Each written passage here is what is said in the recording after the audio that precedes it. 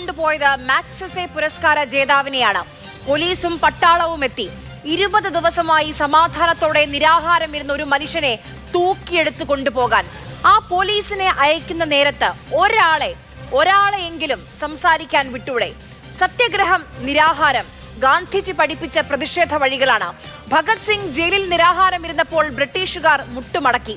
2011 അണ്ണാ ഹസാരെ നിരാഹാരം ഇരുന്നപ്പോൾ ഡോക്ടർ മൻമോഹൻ സിംഗ് ലോക്പാലിന് വേണ്ടി കേന്ദ്രമന്ത്രിമാരുടെ 5 അംഗ സമിതി രൂപീകരിച്ചു. അതിൽ ടീം അണ്ണയെയും ഉൾപ്പെടുത്തി. അന്ന് ഗുജറാത്ത് മുഖ്യമന്ത്രിയായിരുന്നു നരേന്ദ്രമോദി. അണ്ണാ ഹസാരെയോട് പറഞ്ഞൊരു വാചകമുണ്ട്: ഞാൻ മുഖ്യമന്ത്രി അല്ലെങ്കിൽ വന്ന് നിങ്ങളുടെ കൂടെ നിരാഹാരം ഇരുന്നേനെ എന്ന്. ഇന്ന് മോദി പ്രധാനമന്ത്രിയാണ്. തിരിഞ്ഞു നോക്കിയിട്ടില്ല, ഒരക്ഷരം മിണ്ടിയിട്ടില്ല. പരീക്ഷാ ക്രമക്കേടിൽ കഴിഞ്ഞ 5 വർഷം പൊലിഞ്ഞത് 91 ജീവനാണ്. കണ്ണടച്ചാൽ തീരുമെന്നാണോ കേന്ദ്രം കരുതുന്നത്? ഇന്നലെയാണ് ഡൽഹി പോലീസ് കമ്മീഷണറെ അമിത് ഷാ മാറ്റിയത്. ഇന്ന് പോലീസ് ആ കാക്കിയങ്ങ് അഴിച്ചുവെച്ച് പ്രതിഷേധ വേദിയിലെത്തി പൊതിഞ്ഞു കൊണ്ടുപോയി സോനം വാങ്ചുക്കിനെ. കേന്ദ്രത്തിന് മാത്രമാണോ അലംഭാവം, അവഗണന? ആർക്കു വേണ്ടിയാണ് ആ മനുഷ്യൻ മരിക്കാൻ കിടക്കുന്നത്? ഓർക്കണം, ഇന്ന് നിശബ്ദരായിരിക്കുന്നവർ ആ മനുഷ്യൻ പട്ടിണി കിടക്കുന്നത് നമ്മുടെ മക്കൾക്ക് കൂടി വേണ്ടിയാണെന്ന്. ഇതാണോ ജനാധിപത്യം? സ്വാഗതം സൂപ്പർ പ്രൈം ടൈമിലേക്ക്. നമുക്കൊപ്പം അതിഥികളായി CPM-ൽ നിന്ന് ജേക്സി തോമസ്, BJP-യിൽ നിന്ന് ശങ്കുട്ടി ദാസ്, കോൺഗ്രസിൽ നിന്ന് അഡ്വക്കേറ്റ് വസന്ത് സിറിയക്, ആം ആദ്മി പാർട്ടിയിൽ നിന്ന് അഡ്വക്കേറ്റ് വിനോദ് മാത്യു വിൽസൺ എന്നിവരാണ് അതിഥികളായി ചേരുന്നത്. ആദ്യം ശ്രീ ശങ്കുട്ടി ദാസ്, ഇങ്ങനെയാണോ ഒരു സമരത്തോട് കേന്ദ്ര സർക്കാർ പ്രതികരിക്കേണ്ടത്?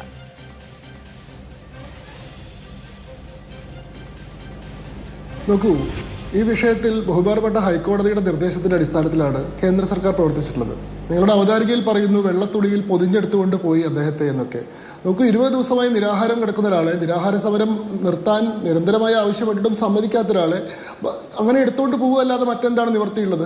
ഈ കാര്യത്തിൽ ബഹുമാനപ്പെട്ട ഡൽഹി ഹൈക്കോടതിക്ക് മുമ്പിൽ കഴിഞ്ഞ ദിവസം രാകേഷ് കുമാർ സൈനി എന്ന് പറയുന്ന ആൾ സമർപ്പിച്ചിട്ടുള്ള പബ്ലിക് ഇൻട്രസ്റ്റ് ലിറ്റിഗേഷൻ, അത് പറയുന്നത് സോനം വാങ്ചുക്കിന്റെ ജീവിതം അപകടനിലയിലാണ്, അദ്ദേഹത്തിന്റെ ജീവന് ആപത്തുണ്ട്. അതുകൊണ്ട് തന്നെ അടിയന്തരമായി വൈദ്യസഹായം കൊടുത്തില്ലെങ്കിൽ, ഫോഴ്സ് ഫീഡിങ് ചെയ്തിട്ടില്ലെങ്കിൽ, വെള്ളത്തിന്റെ രൂപത്തിലാക്കിയിട്ടുള്ള ഭക്ഷണം അദ്ദേഹത്തിന് ഫോഴ്സ് ഫീഡിങ് ചെയ്തിട്ടില്ലെങ്കിൽ അദ്ദേഹത്തിന് മരിച്ചു പോകാനുള്ള സാധ്യതയുണ്ട്. അതുകൊണ്ട് കോടതി നിർദ്ദേശിക്കണം അത്തരത്തിൽ ചെയ്യാൻ എന്നാണ് നിർദ്ദേശിച്ചിട്ടുള്ളത്. അതിന്റെ അടിസ്ഥാനത്തിൽ ബഹുമാനപ്പെട്ട ഹൈക്കോടതി കേന്ദ്ര സർക്കാരിനോട് ഒരു മെഡിക്കൽ ടീമിനെ വെച്ച് സൂപ്പർവിഷൻ നടത്താനും അദ്ദേഹത്തിന്റെ ജീവൻ അപകടനിലയുണ്ടെങ്കിൽ അദ്ദേഹത്തെ നിർബന്ധപൂർവ്വം അവിടെ നിന്ന് ആശുപത്രിയിലേക്ക് മാറ്റാനും ആവശ്യമെങ്കിൽ ഫോഴ്സ് ഫീഡിംഗ് ഉൾപ്പെടെയുള്ള കാര്യങ്ങൾ ചെയ്യാനും നിർദ്ദേശിക്കുകയുണ്ടായി. ഇന്നിപ്പോൾ അദ്ദേഹത്തിന്റെ സമരം 21ാം ദിവസമാണ്. ആ സമരം മോണിറ്റർ ചെയ്യണമെന്നതിനപ്പുറം ഫോഴ്സ് ഫീഡിംഗ് പറയുന്നുണ്ടോ ഹൈക്കോടതിയുടെ? In case of a medical advice, നോക്കൂ, ബഹുമാനപ്പെട്ട ഹൈക്കോടതിയുടെ നിർദ്ദേശത്തിൽ പറയുന്നത് ആവശ്യമെങ്കിൽ അദ്ദേഹത്തിന്റെ ജീവൻ അപകടമുണ്ട്, ആരോഗ്യനില അത്രമേൽ ആശങ്കാജനകമാണ്, ഭക്ഷണം കഴിക്കാതെ ഇനിയും മുന്നോട്ട് പോയി കഴിഞ്ഞാൽ ജീവൻ തന്നെ അപകടത്തിലാവുമെന്ന സാഹചര്യം ഉണ്ടെങ്കിൽ ആവശ്യമെങ്കിൽ അത്തരത്തിലൊരു മെഷറിലേക്ക് തിരിയാമെന്ന് തന്നെയാണ് ബഹുമാനപ്പെട്ട ഹൈക്കോടതിയുടെ നിർദ്ദേശം വന്നിട്ടുള്ളത്.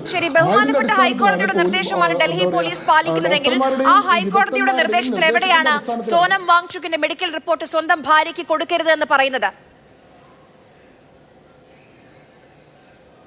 നോക്കൂ, സോനം വാങ്ചുക്ക് ഈ പറയുന്നത് പോലെ രാവിലെ തന്നെ അദ്ദേഹത്തെ പോലീസ് സംഘം അവിടെ നിന്ന് കൊണ്ടുപോവുകയും സഫ്ദർജംഗ് മെഡിക്കൽ ഹോസ്പിറ്റലിൽ അഡ്മിറ്റ് ചെയ്യുകയാണ് ചെയ്തിട്ടുള്ളത്. ഇവിടെ പ്രതിഷേധക്കാർ പറഞ്ഞത് എന്താണ്? പോലീസുകാരല്ല, വേഷം മാറി വന്നിട്ടുള്ള RSSന്റെ ആളുകളാണ് ഇവരെ എടുത്തുകൊണ്ട് പോയത് എന്നാണ് പറഞ്ഞിട്ടുള്ളത്. ഈ പറയുന്നത് പോലെയുള്ള നിരവധിയായിട്ടുള്ള നുണകൾ ഇവർ ആവർത്തിച്ചെങ്കിലും ഏതാനും സമയത്തിനുള്ളിൽ തന്നെ അദ്ദേഹത്തെ സഫ്ദർജംഗ് ആശുപത്രിയിൽ എത്തിക്കുകയും അവിടെ അദ്ദേഹത്തെ വിദഗ്ധരായിട്ട് ഡോക്ടർമാരുടെ ടീമിന്റെ പരിചരണത്തിന് വിധേയരാക്കുകയും ചെയ്തു. ആ ഹോസ്പിറ്റലിലെ കൺസെന്റ് ഫോമിൽ അദ്ദേഹം തന്നെ ഒപ്പിട്ട് കൊടുത്തതായിട്ടുള്ള വിവരം കഴിഞ്ഞ ദിവസം കുറച്ച് മണിക്കൂറുകൾക്ക് മുമ്പ് പുറത്തു വന്നിട്ടുണ്ട്. അതിന്റെ അടിസ്ഥാനത്തിൽ അവിടെ ഒരു പരിശോധന നടന്നുകൊണ്ടിരിക്കുകയാണ്. ആ സമയത്ത് തന്നെ ചെന്നിട്ട് എനിക്ക് ഹോസ്പിറ്റലിലെ മെഡിക്കൽ റിപ്പോർട്ടിന്റെ പകർപ്പ് വേണമെന്ന് പറഞ്ഞാൽ ഒരുപക്ഷെ ആ ആശുപത്രിയുടെ നിയമാവലികൾ പ്രകാരം അത്രയും വേഗത്തിൽ അത് കൊടുക്കാൻ സാധിക്കുമായിരിക്കില്ല. അല്ലാതെ അദ്ദേഹത്തിന്റെ ഭാര്യയ്ക്ക് മെഡിക്കൽ റെക്കോർഡുകൾ കൊടുക്കരുത് എന്നൊരു നിർദ്ദേശം കേന്ദ്ര സർക്കാർ പുറപ്പെടുവിച്ചിട്ടായിട്ട് നമ്മളാരും കേട്ടിട്ടില്ല. ഈ കാര്യത്തിൽ അദ്ദേഹത്തിന്റെ ജീവൻ സംരക്ഷിക്കാൻ ആവശ്യമായിട്ടുള്ള അത്തരം നടപടികളിലേക്ക് പോവാതിരിക്കാനുള്ള ഓപ്ഷൻ ആയിരുന്നല്ലോ കേന്ദ്ര സർക്കാരിനുണ്ടായിരുന്നു. അല്ല, ശ്രീ ശങ്കുട്ടി ദാസ്, അദ്ദേഹത്തിന്റെ ഭാര്യയ്ക്ക് 2 പരാതികളുണ്ട്. ഒന്ന്, മെഡിക്കൽ റിപ്പോർട്ട് ഈ ഫോഴ്സ് ഫീഡ് അതായത് അദ്ദേഹത്തിന്റെ കണ്ടീഷൻ ഫോഴ്സ് ഫീഡ് ചെയ്ത് കൊടുക്കണം ഭക്ഷണം, ആ രീതിയിൽ കണ്ടീഷൻ വേഴ്സൺ ആയി എന്ന മെഡിക്കൽ റിപ്പോർട്ട് അദ്ദേഹത്തിന്റെ ഭാര്യയ്ക്ക്, അദ്ദേഹത്തിന്റെ കുടുംബത്തിന് കിട്ടിയിട്ടില്ല. 2, ഫോൺ, അദ്ദേഹത്തിന്റെ ഭാര്യയുടെ ഫോൺ അദ്ദേഹത്തിന് കാണാൻ പോവുകയാണെങ്കിൽ ഫോൺ കൂടെ കൊണ്ടുപോകരുത് എന്നൊരു നിർദ്ദേശം. 3-മതായി അഭിഭാഷകൻ പാടില്ല എന്ന് അവിടെ അഭിഭാഷകൻ അനുവദിക്കുന്നില്ല. ഈ 3 പരാതികൾ ഭാര്യയ്ക്കുണ്ട്. പുറത്തുനിന്നുള്ള ആളുകൾ എന്ത് പറയുന്നു എന്നുള്ളതല്ല, സ്വന്തം ഭാര്യ സോനം വാങ്ചുക്കിന്റെ ഭാര്യയുടെ പരാതിയാണ് ഇത് 3. നോക്കൂ, ഇതെല്ലാം കേവലം നിങ്ങൾ പറയുന്ന ഹിയർസേ മാത്രമാണ്. ഇതൊന്നും നമ്മുടെ മുമ്പിൽ ആധികാരികമായിട്ടുള്ള വിവരങ്ങളല്ല. അങ്ങനെ ഒരു പരാതി പരാതി സമർപ്പിക്കാനുള്ള അവസരമുണ്ട്. ഞാൻ ഏകപക്ഷീയമായിട്ട് ചർച്ച മുന്നോട്ട് കൊണ്ടുപോകുന്ന മര്യാദയല്ല. ഈ ചർച്ചയിൽ കേന്ദ്ര സർക്കാരിനെ പ്രതികരിച്ച് വരുന്ന ആൾക്ക് സംസാരിക്കാനുള്ള അവസരം നിങ്ങൾ കൊടുക്കണ്ടേ? താങ്കൾ പറഞ്ഞത് ഹിയർസേ ആണെന്ന്, അപ്പൊ അത് ആധികാരികതയെ ചോദ്യം ചെയ്യല്ലേ? നോക്കൂ, ഇന്ത്യൻ ഭരണഘടനയിലെ ആർട്ടിക്കിൾ 21 പ്രകാരം ഒരാളുടെ ജീവന്റെ സുരക്ഷിതത്വത്തിന്റെ ഉത്തരവാദിത്തം സ്റ്റേറ്റിനാണ്. നിങ്ങൾ സ്വയം വിചാരിച്ചാൽ പോലും നിങ്ങൾക്ക് നിങ്ങളുടെ ജീവൻ വെടിയാനുള്ള അവകാശമില്ല. അത് ആത്മഹത്യാ ശ്രമത്തിന് നിങ്ങളുടെ പേരിൽ കേസെടുക്കാൻ പോലും വകുപ്പുണ്ടായിരുന്നു. അങ്ങനെ ഇരിക്കെ ഒരാൾ ഞാൻ ഭക്ഷണം കഴിക്കില്ലെന്ന് നിർബന്ധപൂർവ്വം പറഞ്ഞുകൊണ്ട് നിരാഹാര സമരം നടത്തുകയും അദ്ദേഹത്തെ പിന്തിരിപ്പിക്കാനുള്ള ശ്രമങ്ങളോടെല്ലാം വിസമ്മതിക്കുകയും ചെയ്തു കഴിഞ്ഞാൽ ഒരുപക്ഷെ നിർബന്ധപൂർവ്വം ഫീഡ് ചെയ്യേണ്ടി വരും. അല്ലെങ്കിൽ അദ്ദേഹം മരിച്ചു പോയി കഴിഞ്ഞാൽ അത് വലിയ സോഷ്യൽ ആയിട്ടുള്ള വലിയ ഇഷ്യൂസിലേക്ക് വഴിവെക്കും. അപ്പൊ അങ്ങനെ വന്നു കഴിഞ്ഞാൽ സാധാരണഗതിയിൽ ഇത്തരം കാര്യങ്ങളിൽ ചെയ്യാറുള്ള ഒരു നടപടി തന്നെയാണ് കേന്ദ്രം അവലംബിച്ചിട്ടുള്ളത്. അത് ബഹുമാനപ്പെട്ട ഹൈക്കോടതിയുടെ നിർദ്ദേശത്തിന്റെ അടിസ്ഥാനത്തിലാണ്. ഞാൻ നിങ്ങളെ മറ്റൊരു സംഭവം ഓർമ്മിപ്പിക്കാം. 2011 ഇന്ത്യയിൽ നിഗമാനന്ദ സരസ്വതി എന്ന് പറയുന്ന ഒരു സന്യാസി ഗംഗാ നദീ തടത്തിലുള്ള ഇല്ലീഗൽ മൈനിങ് അവസാനിപ്പിക്കണമെന്ന് പറഞ്ഞുകൊണ്ട് നിരാഹാര സത്യാഗ്രഹം നടത്തിയിരുന്നു. ഒരാളും അദ്ദേഹത്തെ തിരിഞ്ഞു നോക്കിയില്ല. 115 ദിവസം അദ്ദേഹം നിരാഹാരം കിടന്നിട്ട് അദ്ദേഹം നിരാഹാര സമരത്തിനിടെ മരിച്ചുപോയി. അതിനെതിരെ ഇന്ത്യയിൽ വലിയ പ്രതിഷേധം ഉണ്ടായി. അങ്ങനെ ഉണ്ടാവുന്നതാണോ ശരി? അതോ 20 ദിവസമായപ്പോഴേക്ക് അദ്ദേഹത്തിന്റെ ജീവൻ അപകടം ഉണ്ടെന്ന് വന്ന ഘട്ടത്തിൽ അദ്ദേഹത്തെ ആശുപത്രിയിലേക്ക് കൊണ്ടുപോവുകയാണോ? അദ്ദേഹത്തെ പോലീസ് രഹസ്യ സംഘത്തിലേക്ക് മാറ്റുകയല്ല ചെയ്തിട്ടുള്ളത്. ഇന്ത്യയിലെ പ്രധാനപ്പെട്ട ഒരു മെഡിക്കൽ ആശുപത്രിയിലേക്ക് മാറ്റുകയും ഡോക്ടർമാരുടെ ചികിത്സയ്ക്ക് വിധേയമാക്കുകയാണ് ചെയ്യുന്നത്. ഈ കാര്യത്തിൽ ഇവർക്ക് എതിർപ്പുണ്ടെങ്കിൽ എന്താണ് ഇവരുടെ ആവശ്യം? സോനം വാങ്ചുക്കിനെ അവിടുന്ന് മാറ്റാൻ പാടില്ല, അദ്ദേഹം അനന്തകാലം നിരാഹാരം കിടന്നിട്ട് അദ്ദേഹം മരിച്ചു പോകണമെന്നാണോ? ആ വിഷയത്തെ കൂടി കേന്ദ്ര സർക്കാർ പട്ടാളവും പോലീസും വരുന്നതിന് പകരം കേന്ദ്ര സർക്കാർ അദ്ദേഹത്തെ ഒന്ന് കേൾക്കണമെന്ന് ഇന്നലെയും അത്രയും അവശനായി നിൽക്കുമ്പോഴും അദ്ദേഹത്തിന്റെ വീഡിയോ താങ്കളും കണ്ടു കാണുമല്ലോ. എന്തുകൊണ്ടാണ് എന്നോട് സംസാരിക്കാൻ ആളുകൾ വരാത്തതെന്നാണ് ചോദിക്കുന്നത്. പോലീസിന് വരാം, പട്ടാളത്തിന് വരാം, പക്ഷെ എന്തുകൊണ്ട് കേന്ദ്ര സർക്കാരിന്? ഞാൻ ചോദിക്കട്ടെ, നിങ്ങൾ സോനം വാങ്ചുക്കിന്റെ ഇന്നലത്തെ വീഡിയോ കണ്ടെന്ന് പറഞ്ഞു. സോനം വാങ്ചുക്കിന്റെ ധാരാളം വീഡിയോ കണ്ടിട്ടുള്ള ആളുകളാണ് ഞങ്ങൾ. 2025 ലഡാക്കിൽ നടത്തിയിട്ടുള്ള പ്രതിഷേധത്തിന്റെ ഡേ 7 ലൈവിൽ അദ്ദേഹം പറഞ്ഞത് ചൈനീസ് ആർമി ഇന്ത്യയിലേക്ക് കടന്നു കയറി വന്നാൽ, People's Liberation Army of China ലഡാക്കിലേക്ക് കയറി വന്നു കഴിഞ്ഞാൽ ഞങ്ങൾ അവരെ തടയുകയില്ല, പകരം അവർക്ക് ഇന്ത്യയിലേക്ക് കയറാനുള്ള വഴി ഞങ്ങൾ കാണിച്ചു കൊടുക്കും. അങ്ങനെ ലഡാക്കിന്റെ കാര്യങ്ങളിൽ ശ്രദ്ധിക്കാത്ത കേന്ദ്ര സർക്കാരിനോട് ഇന്ത്യയുടെ കൂറ് പുലർത്തേണ്ട ആവശ്യം ഞങ്ങൾക്ക് ഇല്ല എന്നാണ്. അദ്ദേഹത്തിനെതിരെ നാഷണൽ സെക്യൂരിറ്റി ആക്ട് പ്രകാരം കേസൊക്കെ ഉണ്ടായിരുന്നു. സോനം വാങ്ചുക്ക് ഇത്തരത്തിലുള്ള നിരവധിയായിട്ടുള്ള സമരങ്ങൾ നിരന്തരമായി നടത്തുകയും അതിന്റെ പേരിൽ നിരന്തരമായിട്ടുള്ള കേസുകളിൽ പെടുന്ന ആളാണ്. അദ്ദേഹത്തിനെ നേരിട്ട് പോയി കണ്ട് സമാധാനിപ്പിക്കേണ്ട അതിൽ ഉൾപ്പെട്ടിട്ടുള്ള വ്യക്തിയുടെ ജീവൻ സംരക്ഷിക്കുക എന്നതാണ് കേന്ദ്ര സർക്കാരിന്റെ പ്രാഥമികമായിട്ടുള്ള ഉത്തരവാദിത്തം. താങ്കൾ ചൂണ്ടിക്കാണിച്ച ലഡാക്കുമായി ബന്ധപ്പെട്ട കേസിൽ NSA ചുമത്തിയാണ് കേസെടുത്തത് കേന്ദ്ര സർക്കാർ. 12 മാസം അകത്ത് കിടക്കാമല്ലോ. സുപ്രീം കോടതി എങ്ങനെയാണ് അദ്ദേഹത്തെ വിട്ടയച്ചത്? അദ്ദേഹത്തിന്റെ ഭാര്യ സുപ്രീം കോടതിയോട് പറഞ്ഞു വിട്ടയക്കണ്ട. എന്തുകൊണ്ട് കേന്ദ്ര സർക്കാർ അറസ്റ്റിനുള്ള കാരണം വ്യക്തമാക്കണം എന്നല്ലേ പറഞ്ഞത്?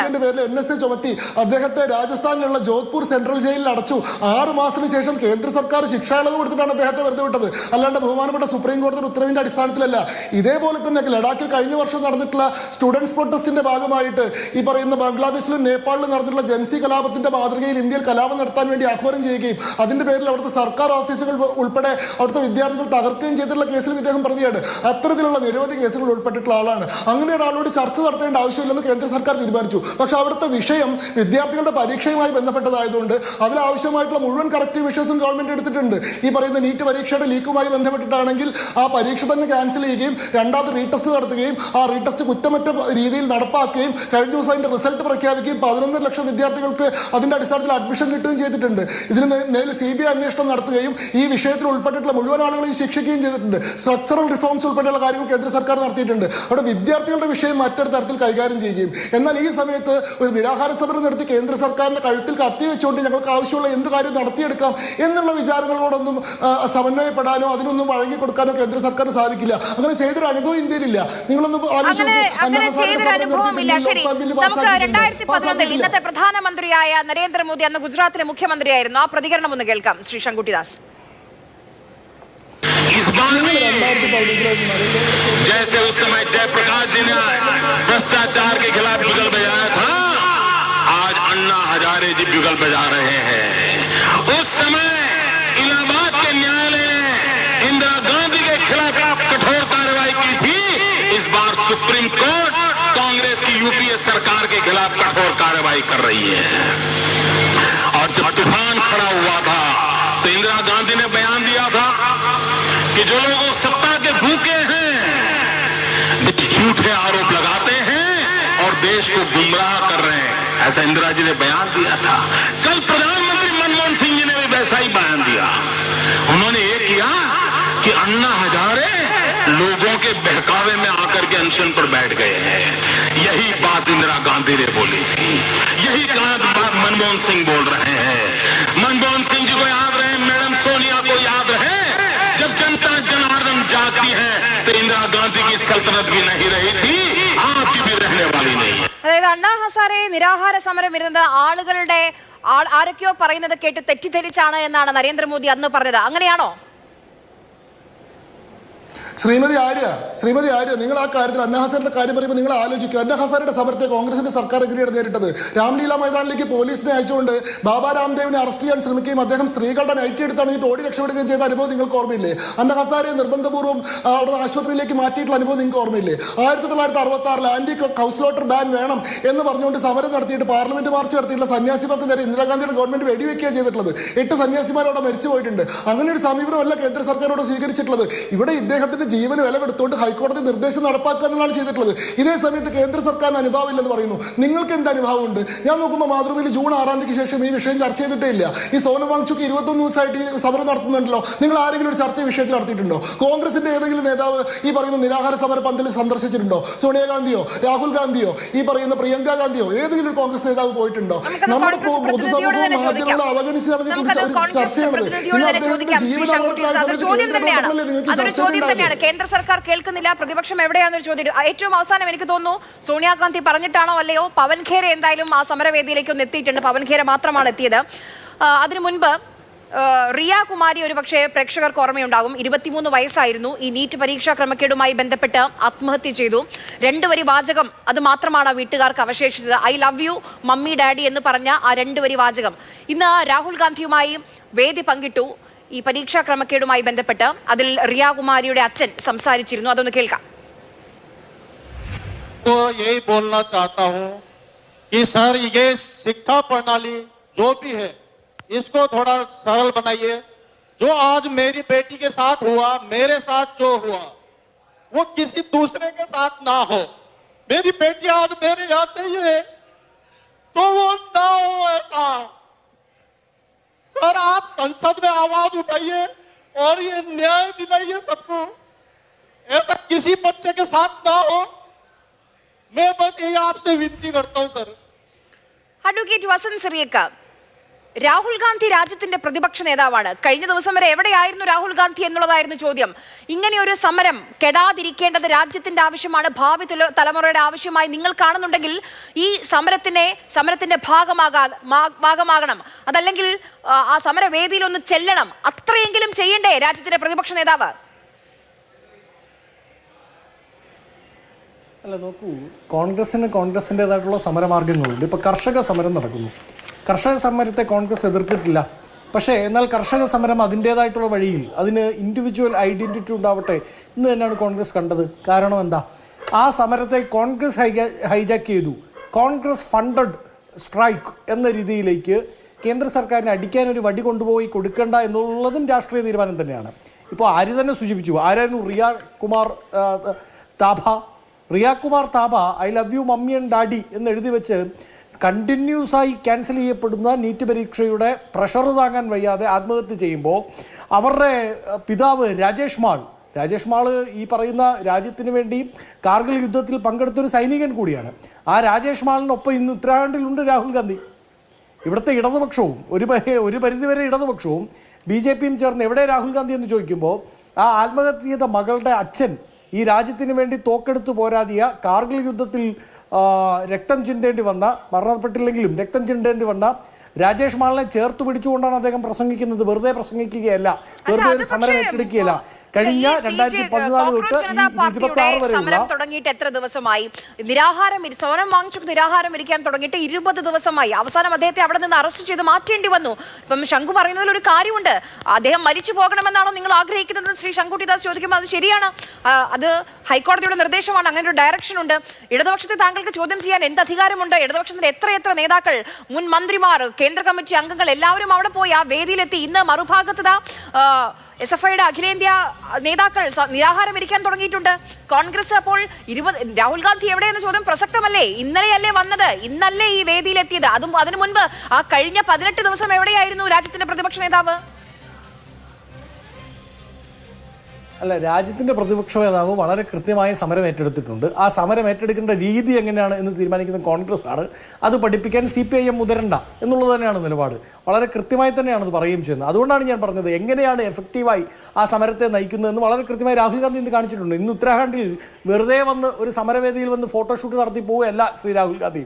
അവിടെ ഏതാണ്ട് 25,000-ഓളം വരുന്ന സ്റ്റുഡൻസിനെ അണിനിരത്തിക്കൊണ്ട് ഛത്രാക്കി ഗൂഞ്ച് എന്ന് പറയുന്ന വലിയ പരിപാടിയുടെ സമരപരിപാടിയുടെ ഇപ്പോൾ ഓഗസ്റ്റ് 19-ാം തീയതി ഞങ്ങളെ അടക്കം ഡൽഹിക്ക് വിളിപ്പിച്ചിരിക്കുകയാണ്.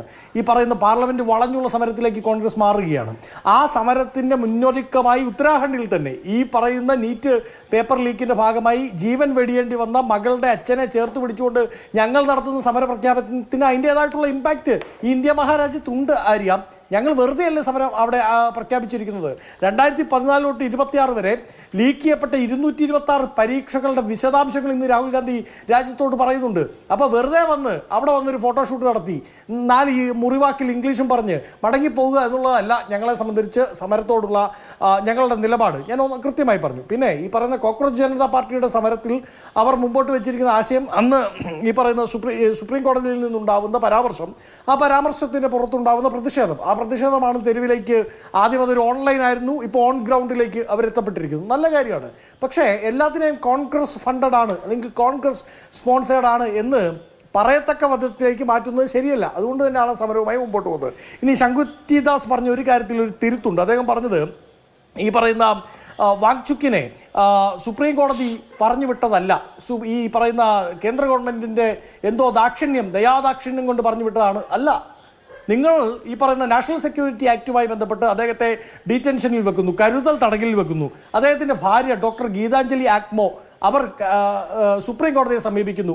ഏതാ? Habeas corpus. എൻ്റെ ഭർത്താവിനെ അന്യായമായി തടങ്ങി വെച്ചിരിക്കുന്നു, കാണാനില്ല എന്ന് പറഞ്ഞുകൊണ്ട് ഫണ്ടമെന്റൽ റൈറ്റ്സിനെ ഉപയോഗിക്കാൻ പറ്റുന്ന റിട്ടാണ് ഹേബിയസ് കോർപ്പസ്. ആ ഹേബിയസ് കോർപ്പസ് ഫയൽ ചെയ്യുന്നു.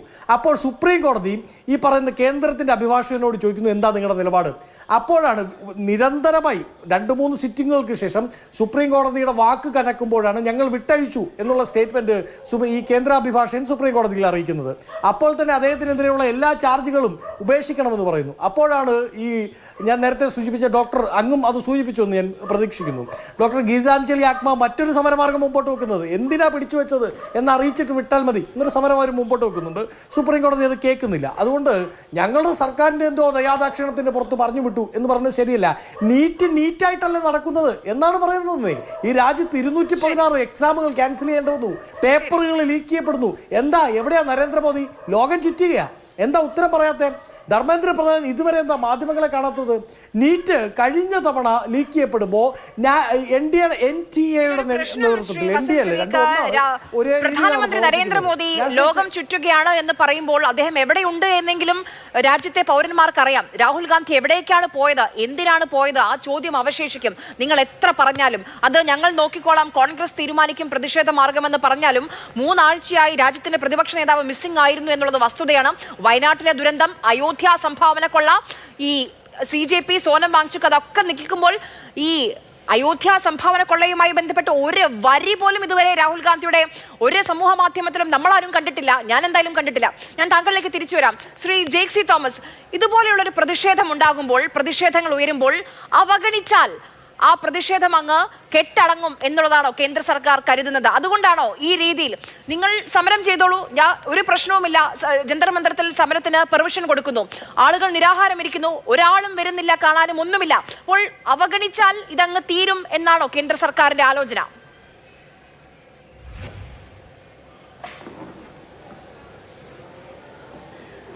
അത്തരം സംശയങ്ങളെ പ്രബലപ്പെടുത്തുന്നതാണ്, അല്ലെങ്കിൽ അത്തരം സംശയങ്ങൾക്ക് ബലം പകരുന്നതാണ് ഇന്ന് രാജ്യതലസ്ഥാനത്ത് സംഭവിച്ച അത്യന്തം മനുഷ്യത്വവിരുദ്ധമായ RSSനാൽ നയിക്കപ്പെടുന്ന യൂണിയൻ ഗവൺമെന്റിന്റെ സ്പോൺസേഡ് പരിപാടി ഇന്ന് അത്തരം ചോദ്യങ്ങളെ സംശയങ്ങളെ പ്രബലപ്പെടുത്തുന്നതാണ്. ഞാനിപ്പോൾ ഓർക്കുകയായിരുന്നു, നിക്കനോർ പാറോ മറ്റോ ആണ് ഒരു വേള എഴുതിയത്, അമേരിക്കയിൽ സ്വാതന്ത്ര്യം എന്ന് പറയുന്നത് ഒരു പ്രതിമ മാത്രമാണ് എന്നുള്ളത് അദ്ദേഹത്തിന്റെ വിശ്വപ്രസിദ്ധമായ ഒരു കവിതാ പ്രയോഗമായിരുന്നു അമേരിക്കയിലെ സ്വാതന്ത്ര്യത്തെ സംബന്ധിച്ചുള്ളത്.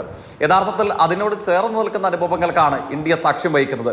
ഇപ്പോഴും ലീക്ക് ചെയ്യപ്പെട്ട ഈ പരീക്ഷാ പേപ്പറുകളിൽ ഏതെങ്കിലും ഒന്നിൽ നമുക്ക് മാർക്ക് ലഭിക്കണമെങ്കിൽ ലാർജസ്റ്റ് ഡെമോക്രാറ്റിക് കൺട്രി ഏത് എന്ന ചോദ്യത്തിന് നമുക്കിപ്പോഴും വിയോജിപ്പോടുകൂടെ മാർക്ക് ലഭിക്കാൻ എഴുതേണ്ട വരുന്ന ഉത്തരത്തിന്റെ പേര് ഇന്ത്യ എന്നുള്ളതാണ്. പക്ഷേ അതേ ഇന്ത്യൻ തലസ്ഥാന നഗരിയിലാണ് ഇന്ന് കഴിഞ്ഞ 20 ദിവസക്കാലമായി യാതൊരു വിധത്തിലുള്ള അക്രമ സംഭവങ്ങളോ യാതൊരു വിധത്തിലുള്ള അക്രമോത്സുകമായ സമരരീതികളോ ഒന്നും കൈക്കൊള്ളാതെ അങ്ങേയറ്റം സമാധാനപൂർണമായ ഒരു നിരാഹാര സമരരീതി അനുഷ്ഠിച്ചുകൊണ്ടിരുന്ന ഒരു സാമൂഹ്യ പരിസ്ഥിതി പ്രവർത്തകനെ നൂറുകണക്കിന് വരുന്ന പോലീസ് ബന്ദോബസ്തോടുകൂടെ പിടിച്ചുകൊണ്ടു പോകുകയാണ്. പിടിച്ചുകൊണ്ടു പോകുന്നതിനെ സംബന്ധിച്ചുള്ള ചോദ്യത്തിന് യൂണിയൻ ഗവൺമെന്റിന്റെ പ്രതിനിധി എന്നാണ് നമ്മുടെ BJPയുടെ പ്രതിനിധി ഈ ചർച്ചയിൽ അവകാശപ്പെട്ടത്. അതെങ്ങനെയാണ് അദ്ദേഹം യൂണിയൻ ഗവൺമെന്റിന്റെ പ്രതിനിധിയാകുന്നതെന്ന് എനിക്കറിയില്ല. അദ്ദേഹം BJPയുടെ പ്രവർത്തകനാണ്, അല്ലെങ്കിൽ നേതൃപദവി അലങ്കരിക്കുന്നയാളാണ്, സ്പോക്സ് പേഴ്സൺ ആണ്. എന്തോ ആവട്ടെ, ഇരിക്കട്ടെ, ചർച്ച കാണുന്ന പ്രേക്ഷകർ വിലയിരുത്തട്ടെ. BJP നേതാക്കന്മാർ കേന്ദ്ര സർക്കാർ പ്രതിനിധികളായി ഒറ്റയടിക്ക് മാറുന്നത് എങ്ങനെയാണ് നമുക്ക് പിടികിട്ടിയിട്ടില്ല. ഇവരെങ്ങനെ ജനാധിപത്യത്തെ കാണുന്നു എന്നുള്ളതിന്റെ ഉത്കൃഷ്ടമായ ഒരു ഉദാഹരണം കൂടെയാണ് അദ്ദേഹത്തിന്റെ പ്രതികരണം. അപ്പൊ അദ്ദേഹം പറയുന്നത് ഹൈക്കോടതിയുടെ നിർദ്ദേശാനുസരണമാണ്. ഡൽഹി ഹൈക്കോടതി, ഞാൻ മനസ്സിലാക്കുന്നു ദേവേന്ദ്രകുമാർ അതോടൊപ്പം തന്നെ തേജസ്കാരിയായി ഇവരടങ്ങുന്ന ബെഞ്ചാണ് ഡൽഹി ഹൈക്കോടതി.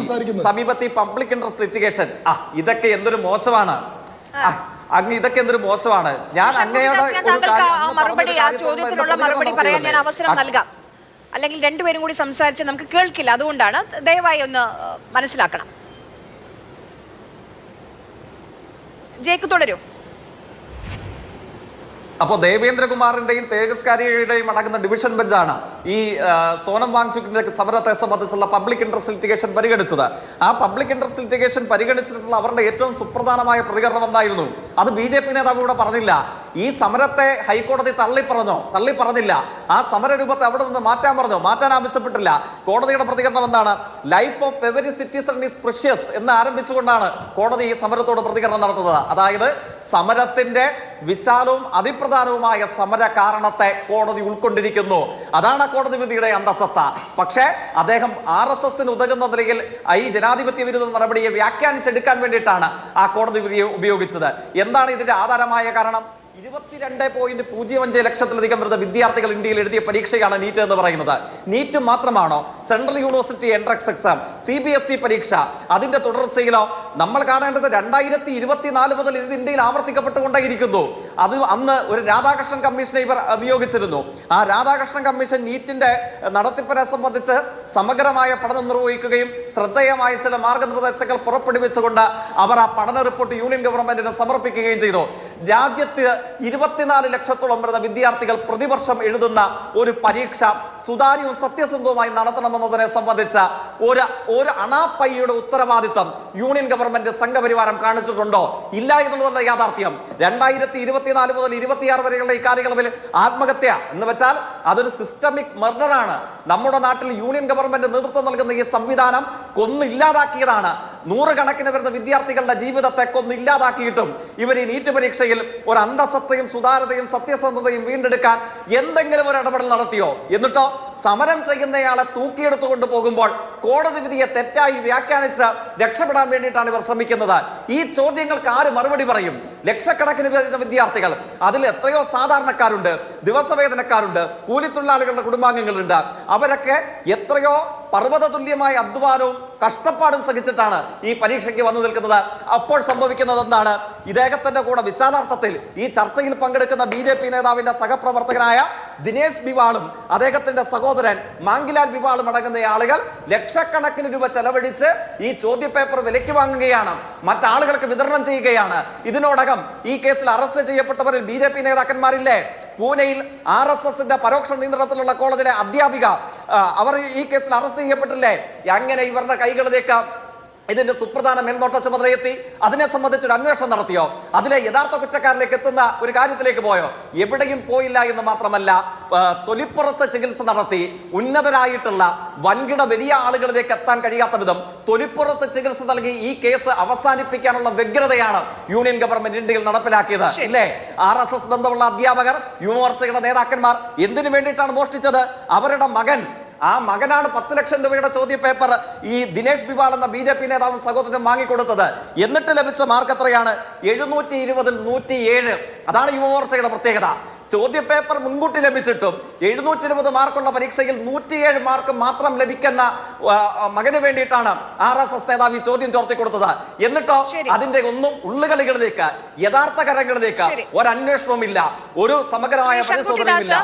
10-12 വരെ അറസ്റ്റ് ചെയ്യുന്നു, അതോടുകൂടി അവസാനിപ്പിക്കുന്നു. എന്തോ മറുപടി പറയാൻ ആഗ്രഹിച്ചിരുന്നു, അതൊന്ന് വളരെ പെട്ടെന്ന് പറഞ്ഞ് നമുക്ക് ഇടവേളയിലേക്ക് പോകേണ്ടതുണ്ട്. അല്ല, അത് അദ്ദേഹം എത്ര ബാലിശമായിട്ടൊരു വാദമാണ് ഉന്നയിക്കുന്നതാണ് ഞാൻ ചോദിച്ചത്. ഈ ചർച്ചയിൽ കേന്ദ്ര സർക്കാരിനെ അനുകൂലിച്ചുകൊണ്ട് സംസാരിക്കുന്ന പ്രതിനിധി ഞാനാണ്. ഈ ചർച്ചയിൽ കേന്ദ്ര സർക്കാരിനെ അനുകൂലിച്ചിട്ടല്ല മറ്റു രണ്ടുപേരും സംസാരിക്കുന്നത്, അവരെ എതിർക്കുകയാണ്. സ്വാഭാവികമാണ് ആ ചർച്ചയിൽ സെൻട്രൽ ഗവൺമെന്റിന്റെ പക്ഷം പറയുന്നതിന് വേണ്ടിയിട്ടാണ് നിങ്ങൾ എന്നെ ക്ഷണിച്ചിട്ടുള്ളത്. അതുകൊണ്ടാണ് ഞാൻ കേന്ദ്ര സർക്കാരിന് വേണ്ടി സംസാരിക്കുന്ന ആളെന്ന് പറഞ്ഞത്. അല്ലാണ്ട് ഞാൻ കേന്ദ്രത്തിന്റെ ഔദ്യോഗിക പ്രതിനിധിയാണെന്നല്ല. മുന്നേ പിണറായി വിജയന്റെ ഗവൺമെന്റ് ഉണ്ടായിരുന്ന സമയത്ത് സർക്കാരിനെതിരെ ഉണ്ടായിരുന്ന വിമർശനങ്ങൾക്കെതിരെ പ്രതിരോധം തീർക്കാൻ വേണ്ടി ജെയ്സി തോമസ് വന്നിരുന്ന സമയത്ത് നിങ്ങൾക്ക് ഏത് സർക്കാർ വകുപ്പിലാണ് ജോലിയെന്ന് ഞങ്ങൾ ആരും ചോദിച്ചിട്ടില്ല. നിങ്ങൾ സർക്കാരിനെ നിയന്ത്രിക്കുന്ന പ്രധാനപ്പെട്ട പാർട്ടിയുടെ വക്താവ് എന്നുള്ള രീതിയിൽ സർക്കാരിന്റെ പക്ഷം പറയാൻ നിങ്ങളാണ് അന്ന് വന്നിരുന്നത്. ഇന്ന് ഈ ചർച്ചയിൽ കേന്ദ്ര സർക്കാരിന്റെ പക്ഷം പറയാൻ ഞാനാണ് വന്നതെന്നേ മനസ്സിലാക്കേണ്ടതുള്ളൂ. ഇതിന്റെ മുകളിലൊക്കെ സാങ്കേതികമായിട്ട് അദ്ദേഹം ഉന്നയിക്കുന്ന വാദങ്ങൾ വളരെ ബാലിശമായിട്ട് എനിക്ക് തോന്നി. അതുകൊണ്ട് അപ്പം പറഞ്ഞു. വിനോദ് മാത്യു വിൽസൺ, ഇവിടെ ഇപ്പം ഇത്രയധികം വിദ്യാർത്ഥികൾ ഡൽഹിയിൽ പ്രതിഷേധിക്കുന്നുണ്ട്. ആ പ്രതിഷേധിക്കാനുള്ള കാരണം വിദ്യാർത്ഥികളുടെ ജീവൻ നഷ്ടമായതാണ്. ലക്ഷക്കണക്കിന് വിദ്യാർത്ഥികളുടെ ഭാവി തുലാസിലായപ്പോഴാണ് ഓൺലൈനിൽ രാജ്യത്ത് ആദ്യമായൊരു പാർട്ടി രൂപീകരിക്കപ്പെടുന്നത്, കോക്രോച്ച് ജനതാ പാർട്ടി. അവരെത്രത്തോളം അവരുടെ പൊളിറ്റിക്കൽ ആശയങ്ങൾ എത്രത്തോളം സ്വീകാര്യമാണ് എന്നതിനപ്പുറം ഇപ്പോൾ അവർ നിരാഹാരം ഇരിക്കുന്ന അല്ലെങ്കിൽ അവർ ഉയർത്തുന്ന വിഷയങ്ങൾ അത് പരിഗണിക്കാതെ കേന്ദ്ര സർക്കാർ മുന്നോട്ട് പോകുന്നത് എന്തുകൊണ്ടായിരിക്കും? വെറും മൻ കി ബാത്ത് ആണോ? ജൻ കി ബാത്ത് ഇല്ലേ ഈ സർക്കാരിൽ?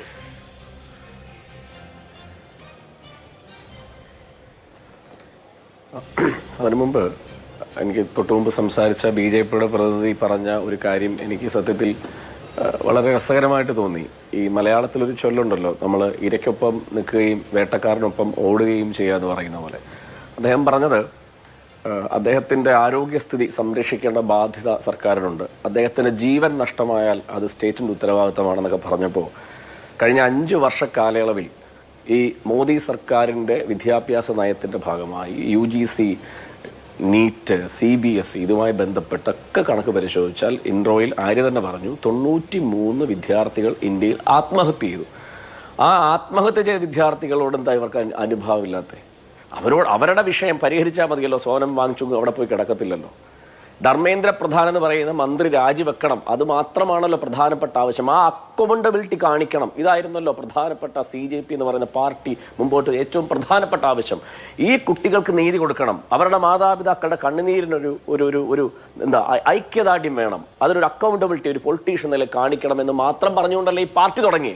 അതൊക്കെ ചെയ്താൽ മതിയായിരുന്നല്ലോ. അപ്പോൾ ആ കുട്ടികളുടെ ആത്മാവിനോട്, അവരുടെ ആത്മഹത്യയോട്, അവരുടെ ജീവനോട് ഒരു അനുകമ്പയും ഒരു ദീനാനുകമ്പയും ഇല്ലാത്തൊരു പാർട്ടി വന്ന് പറയുകയാണ് ഇവിടെ സോനം വാങ്ചുങ്ങിനെ ഞങ്ങൾ സംരക്ഷിക്കുക, അദ്ദേഹത്തിൻ്റെ ജീവൻ ഏതാണ്ട് മഹത്തരമാണെന്ന്.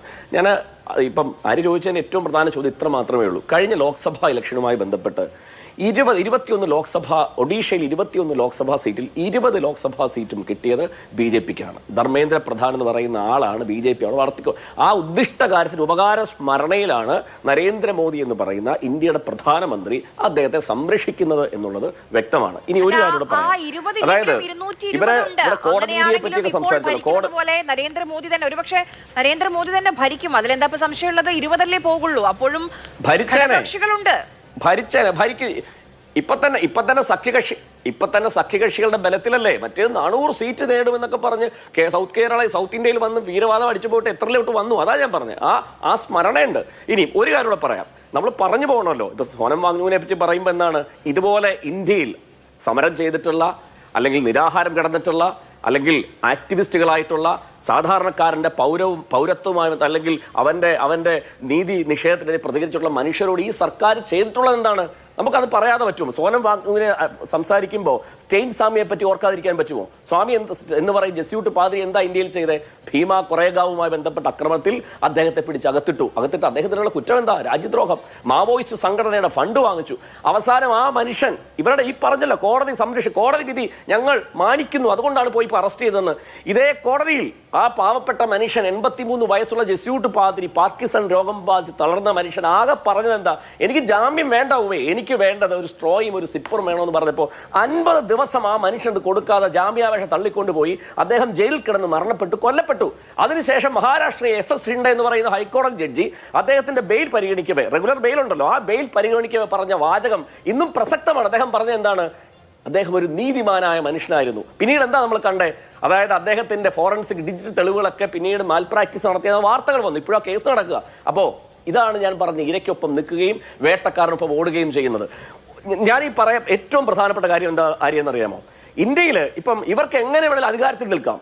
ഭരണഘടന അട്ടിമറിക്കാം, രാമന്റെ പേര് പറയാം, ഹനുമാന്റെ പേര് പറയാം, ജനങ്ങളെ ഭിന്നിപ്പിക്കാം, അയോധ്യയുടെ പേര് പറഞ്ഞു നിൽക്കാം, അല്ലെങ്കിൽ വോട്ടേഴ്സിൽ ആളുകളെ വെട്ടിമാറ്റി, ഇതൊക്കെ ചെയ്യാം. പക്ഷെ ഈ രാജ്യത്തെ ഗുണ്ടകളല്ലാത്ത, ഈ രാജ്യത്തെ രാഷ്ട്രീയക്കാരൻ പറയുന്ന വിടുവഴിക്ക് നിൽക്കാത്ത ചെറുപ്പക്കാർ, വിദ്യാർത്ഥികൾ, പഠിച്ച് ഈ രാജ്യത്ത് ജോലി ചെയ്യാൻ ആഗ്രഹിക്കുന്ന വിദ്യാർത്ഥികൾ ഈ രാജ്യം വിട്ടുപോകാൻ ആഗ്രഹിക്കുന്നത് എന്തുകൊണ്ടാണെന്ന് അറിയാമോ? ഈ വിദ്യാഭ്യാസ സംവിധാനം മുഴുവൻ തകർന്നതുകൊണ്ടാണ്. മൗലാന അബ്ദുൽ കലാം ആസാദ് വിദ്യാഭ്യാസ മന്ത്രിയായിരുന്ന രാജ്യമാണിത്. അവിടെയാണ് സ്മൃതി ഇറാനിയെ പോലെ, ഞാൻ വ്യക്തിപരമായി ആക്ഷേപിക്കുകയല്ല, സ്മൃതി ഇറാനിയെ പോലെ, ധർമ്മേന്ദ്ര പ്രധാനെ പോലെയുള്ള ആൾക്കാർ വെച്ചിരിക്കുന്നത് എന്താണ്? വിദ്യാഭ്യാസ നയത്തിലൂടെ ഇന്ത്യയുടെ വിദ്യാർത്ഥികളുടെ മനസ്സിനെ സംഘവൽക്കരിക്കുകയും ഇന്ത്യയുടെ രാഷ്ട്രീയം മുഴുവൻ മാറ്റുകയും ചെയ്ത് ഇന്ത്യ എന്നേക്കുമായി ഒരു ഫാസിസ്റ്റ് രാജ്യമാക്കി മാറ്റുക എന്ന് പറയുന്നത് വിദ്യാർത്ഥികളുടെ തലച്ചോറിനെ നശിപ്പിക്കുക എന്നുള്ളതാണ്. അതിനാണ് ഈ പറയുന്ന കഴിവുകെട്ട മനുഷ്യരെ, ഒരു അക്കൗണ്ടബിൾ ഇല്ലാത്ത മനുഷ്യരെ പിടിച്ച് മന്ത്രിയാക്കിയിരിക്കുന്നത്, അവരെ സംരക്ഷിക്കുന്നത്. ഇനി ഒരു കാര്യം പറയാം. സോനം വാങ്ചുക് എന്ന് പറയുന്ന വ്യക്തിയല്ല, AORB അവിടെ ചിലപ്പോൾ നാളെ മറ്റൊരാൾ കിടക്കും. ഇവിടെ വസന്ത് തെങ്ങുംപള്ളി എന്ന് പറയുന്ന ആൾ കോൺഗ്രസിന്റെ പ്രതിനിധിയായിട്ടുണ്ട്. ആര് പലതവണ ചോദിച്ചു. അതായത് സോനം വാങ്ചുക് അവിടെ പോയി കിടക്കാനുള്ള കാര്യം എന്താ? ഈ ഇന്ത്യയിലെ വിദ്യാർത്ഥികൾ ആത്മഹത്യ ചെയ്യപ്പോൾ നമുക്ക് AORB ഇപ്പം സോനം വാങ്ചുക്കോ അല്ലെങ്കിൽ മറ്റൊരാളവിടെ പോയി കിടക്കുന്ന പോലെയല്ല. ഇന്ത്യയുടെ ഒപ്പോസിഷൻ ലീഡർ എവിടെ? അത് പ്രധാനപ്പെട്ട ചോദ്യമല്ലേ? എന്റെ പ്രതിപക്ഷ നേതാവല്ലേ രാഹുൽ ഗാന്ധി? രാഹുൽ ഗാന്ധിയോട് വ്യക്തിപരമായി എനിക്ക് അദ്ദേഹത്തെ ആക്ഷേപിച്ച് സംസാരിക്കാൻ താല്പര്യമില്ലാത്ത മനുഷ്യനാണ്. കാരണം അദ്ദേഹം പ്രതിസ്വത്തിന്റെ ഭാഗമായിട്ടാണ് രാഷ്ട്രീയത്തിൽ അവസരങ്ങൾ കിട്ടിയെങ്കിലും അദ്ദേഹത്തിന്റെ മെറ്റൽ പ്രൂവ് ചെയ്യപ്പെട്ട ഒരാളാണ്. പക്ഷേ രാജ്യത്തിന്റെ പ്രതിപക്ഷ നേതാവ് എവിടെ? അത് പ്രധാനപ്പെട്ട ചോദ്യമല്ലേ? അദ്ദേഹം ഡൽഹിയിൽ ഇന്ന് പോയി കിടന്നാൽ ആ തുടക്കത്തിൽ പറഞ്ഞില്ലേ, വെള്ള തുണി പുതപ്പിച്ചാണ് അറസ്റ്റ് ചെയ്തത്. എന്തിനാണെന്നറിയാമോ? അത് പ്രധാനപ്പെട്ട ഒരു ചോദ്യമാണ്. ചൈന പോലെ രാജ്യങ്ങളാണ് ഞാൻ ഇതിനെപ്പറ്റി വെരിഫൈ ചെയ്തപ്പോൾ നോക്കിയപ്പോൾ ചൈനയിൽ ഇപ്പോൾ ഇങ്ങനെ അറസ്റ്റ് ചെയ്യുന്നത് എങ്ങനെയാണെന്നറിയാമോ? ഈ രാജ്യത്തിനെതിരെ പ്രതിഷേധിക്കുന്ന മനുഷ്യരെ മൊത്തത്തിൽ അങ്ങ് പാക്ക് ചെയ്തിട്ട് വെള്ള തുണി കൊണ്ടൊക്കെ അവരെ അങ്ങ് പൊതിഞ്ഞിട്ട് എടുത്തോണ്ട് പോകും. എന്തിനാണെന്നറിയാമോ? ഇന്ന് സോനം വാങ്ചുക്കിനെ അവിടെ നിന്ന് എടുത്തോണ്ട് പോകുമ്പോൾ അദ്ദേഹത്തിന്റെ ബലപ്രയോഗം, അദ്ദേഹത്തിന്റെ മുഖം, അദ്ദേഹത്തിന്റെ രോഷപ്രകടനം, അദ്ദേഹത്തിന്റെ ഫൈറ്റ് ഒരു ചിത്രമായി പോലും സോഷ്യൽ മീഡിയയിൽ വരാൻ പാടില്ല. ഇവർ ഭയക്കുന്നു. അങ്ങനെ അദ്ദേഹത്തിന്റെ ചിത്രം വന്നാൽ അത് വൈറലാകും. അദ്ദേഹം രാജ്യത്തിന്റെ പ്രതീകമായി മാറും. അദ്ദേഹം ഈ നാട്ടിലെ മനുഷ്യരെ സ്വാധീനിക്കും എന്നതുകൊണ്ട് അറസ്റ്റ് ചെയ്യപ്പെടുന്ന ഒരു പിക്ചർ പോലും ഒരു മീഡിയക്കാരന് കിട്ടാതിരിക്കാൻ വേണ്ടിയാണ് വെള്ളത്തുണി കൊണ്ട് പൊതിഞ്ഞ്. അതൊരു സ്വേച്ഛാധിപത്യ ഭരണകൂടത്തിന്റെ ലക്ഷണമാണ്. ഇതായിരുന്നു സംസാരിച്ചപ്പോൾ സ്മൃതി ഇറാനിയുടെ ബാക്ക്ഗ്രൗണ്ടിനെ കുറിച്ചൊക്കെ സംസാരിച്ചു. അങ്ങനെയുള്ള ആളുകളാണോ നമ്മുടെ മന്ത്രിമാരായി വരേണ്ടത്? ഞാൻ വെറുതെ ഒന്ന് ആം ആദ്മി പാർട്ടി എന്ന് സെർച്ച് ചെയ്തപ്പം ഈ സിനിമാ മേഖലയുമായി ബന്ധപ്പെട്ട് എത്ര പേരുകളാണ്. ഗുൽപനാഗ് ബോളിവുഡ് താരമാണ്, ജാവേദ് ജാഫ്രി ബോളിവുഡിലെ കോമഡി താരമാണ്, സോണിയാമാൻ, എനിക്ക് കന്നഡയിലെ ആളെ അറിയില്ല, മുഖ്യമന്ത്രി ചന്ദ്രു എന്ന് പറയുന്ന ആളെ എനിക്കറിയില്ല, നിങ്ങളുടെ പാർട്ടിയുടെ കർണാടകയുടെ സ്റ്റേറ്റ് യൂണിറ്റിന്റെ അധ്യക്ഷനാണ്, പ്രകാശ് രാജ് ഏറ്റവും വോക്കലായി ആം ആദ്മി പാർട്ടിക്കൊപ്പം നിൽക്കുന്ന ആളുകളാണ്. അപ്പോൾ സിനിമാ മേഖലയിൽ നിന്ന് വന്നവർക്ക് അല്ലെങ്കിൽ സീരിയൽ മേഖലയിൽ നിന്ന് വന്നവർക്ക് എന്തെങ്കിലും വിലക്കുണ്ടോ രാഷ്ട്രീയത്തിൽ? ആം ആദ്മി പാർട്ടിയിൽ കാണാനില്ല. ഒരിക്കലുമില്ല. ഭഗവത് മാൻ പഞ്ചാബിന്റെ മുഖ്യമന്ത്രി സ്റ്റാൻഡപ്പ് കൊമേഡിയൻ ആയിരുന്നില്ലേ? ഞാൻ ആ അർത്ഥത്തിലല്ല പറഞ്ഞു. ഞാൻ പറഞ്ഞത് ഈ ഒരു വിദ്യാഭ്യാസ നയമാണ്. ആ നയത്തിലൂടെയാണ് വിദ്യാർത്ഥികളെ രാജ്യത്ത് നിലനിർത്തുന്നത്, അവർ പഠിക്കുന്നത്. ആ പഠനത്തിന്റെ ഭാഗമായിട്ട് രാജ്യത്തിന്റെ പുരോഗതി, അവർ ലോകരാഷ്ട്രങ്ങളിലേക്ക് പോകുന്നത്, ഈ രാജ്യത്ത് ജോലി ചെയ്യുന്നത്. അപ്പോൾ ആ വിദ്യാർത്ഥിയുടെ തലച്ചോറിനെ തകർത്ത് കളയുന്ന രീതിയിലുള്ള ആശയങ്ങൾ പ്രചരിപ്പിക്കണം ഒരു രാഷ്ട്രത്തിന്, ഭരണകൂടത്തിനെങ്കിൽ അവർക്ക് താല്പര്യമുള്ളവരെ മന്ത്രിയാക്കുകയും അവരിലൂടെ അതുകൊണ്ടാണ് ധർമ്മേന്ദ്ര പ്രധാൻ രാജിവെക്കണ്ടേ?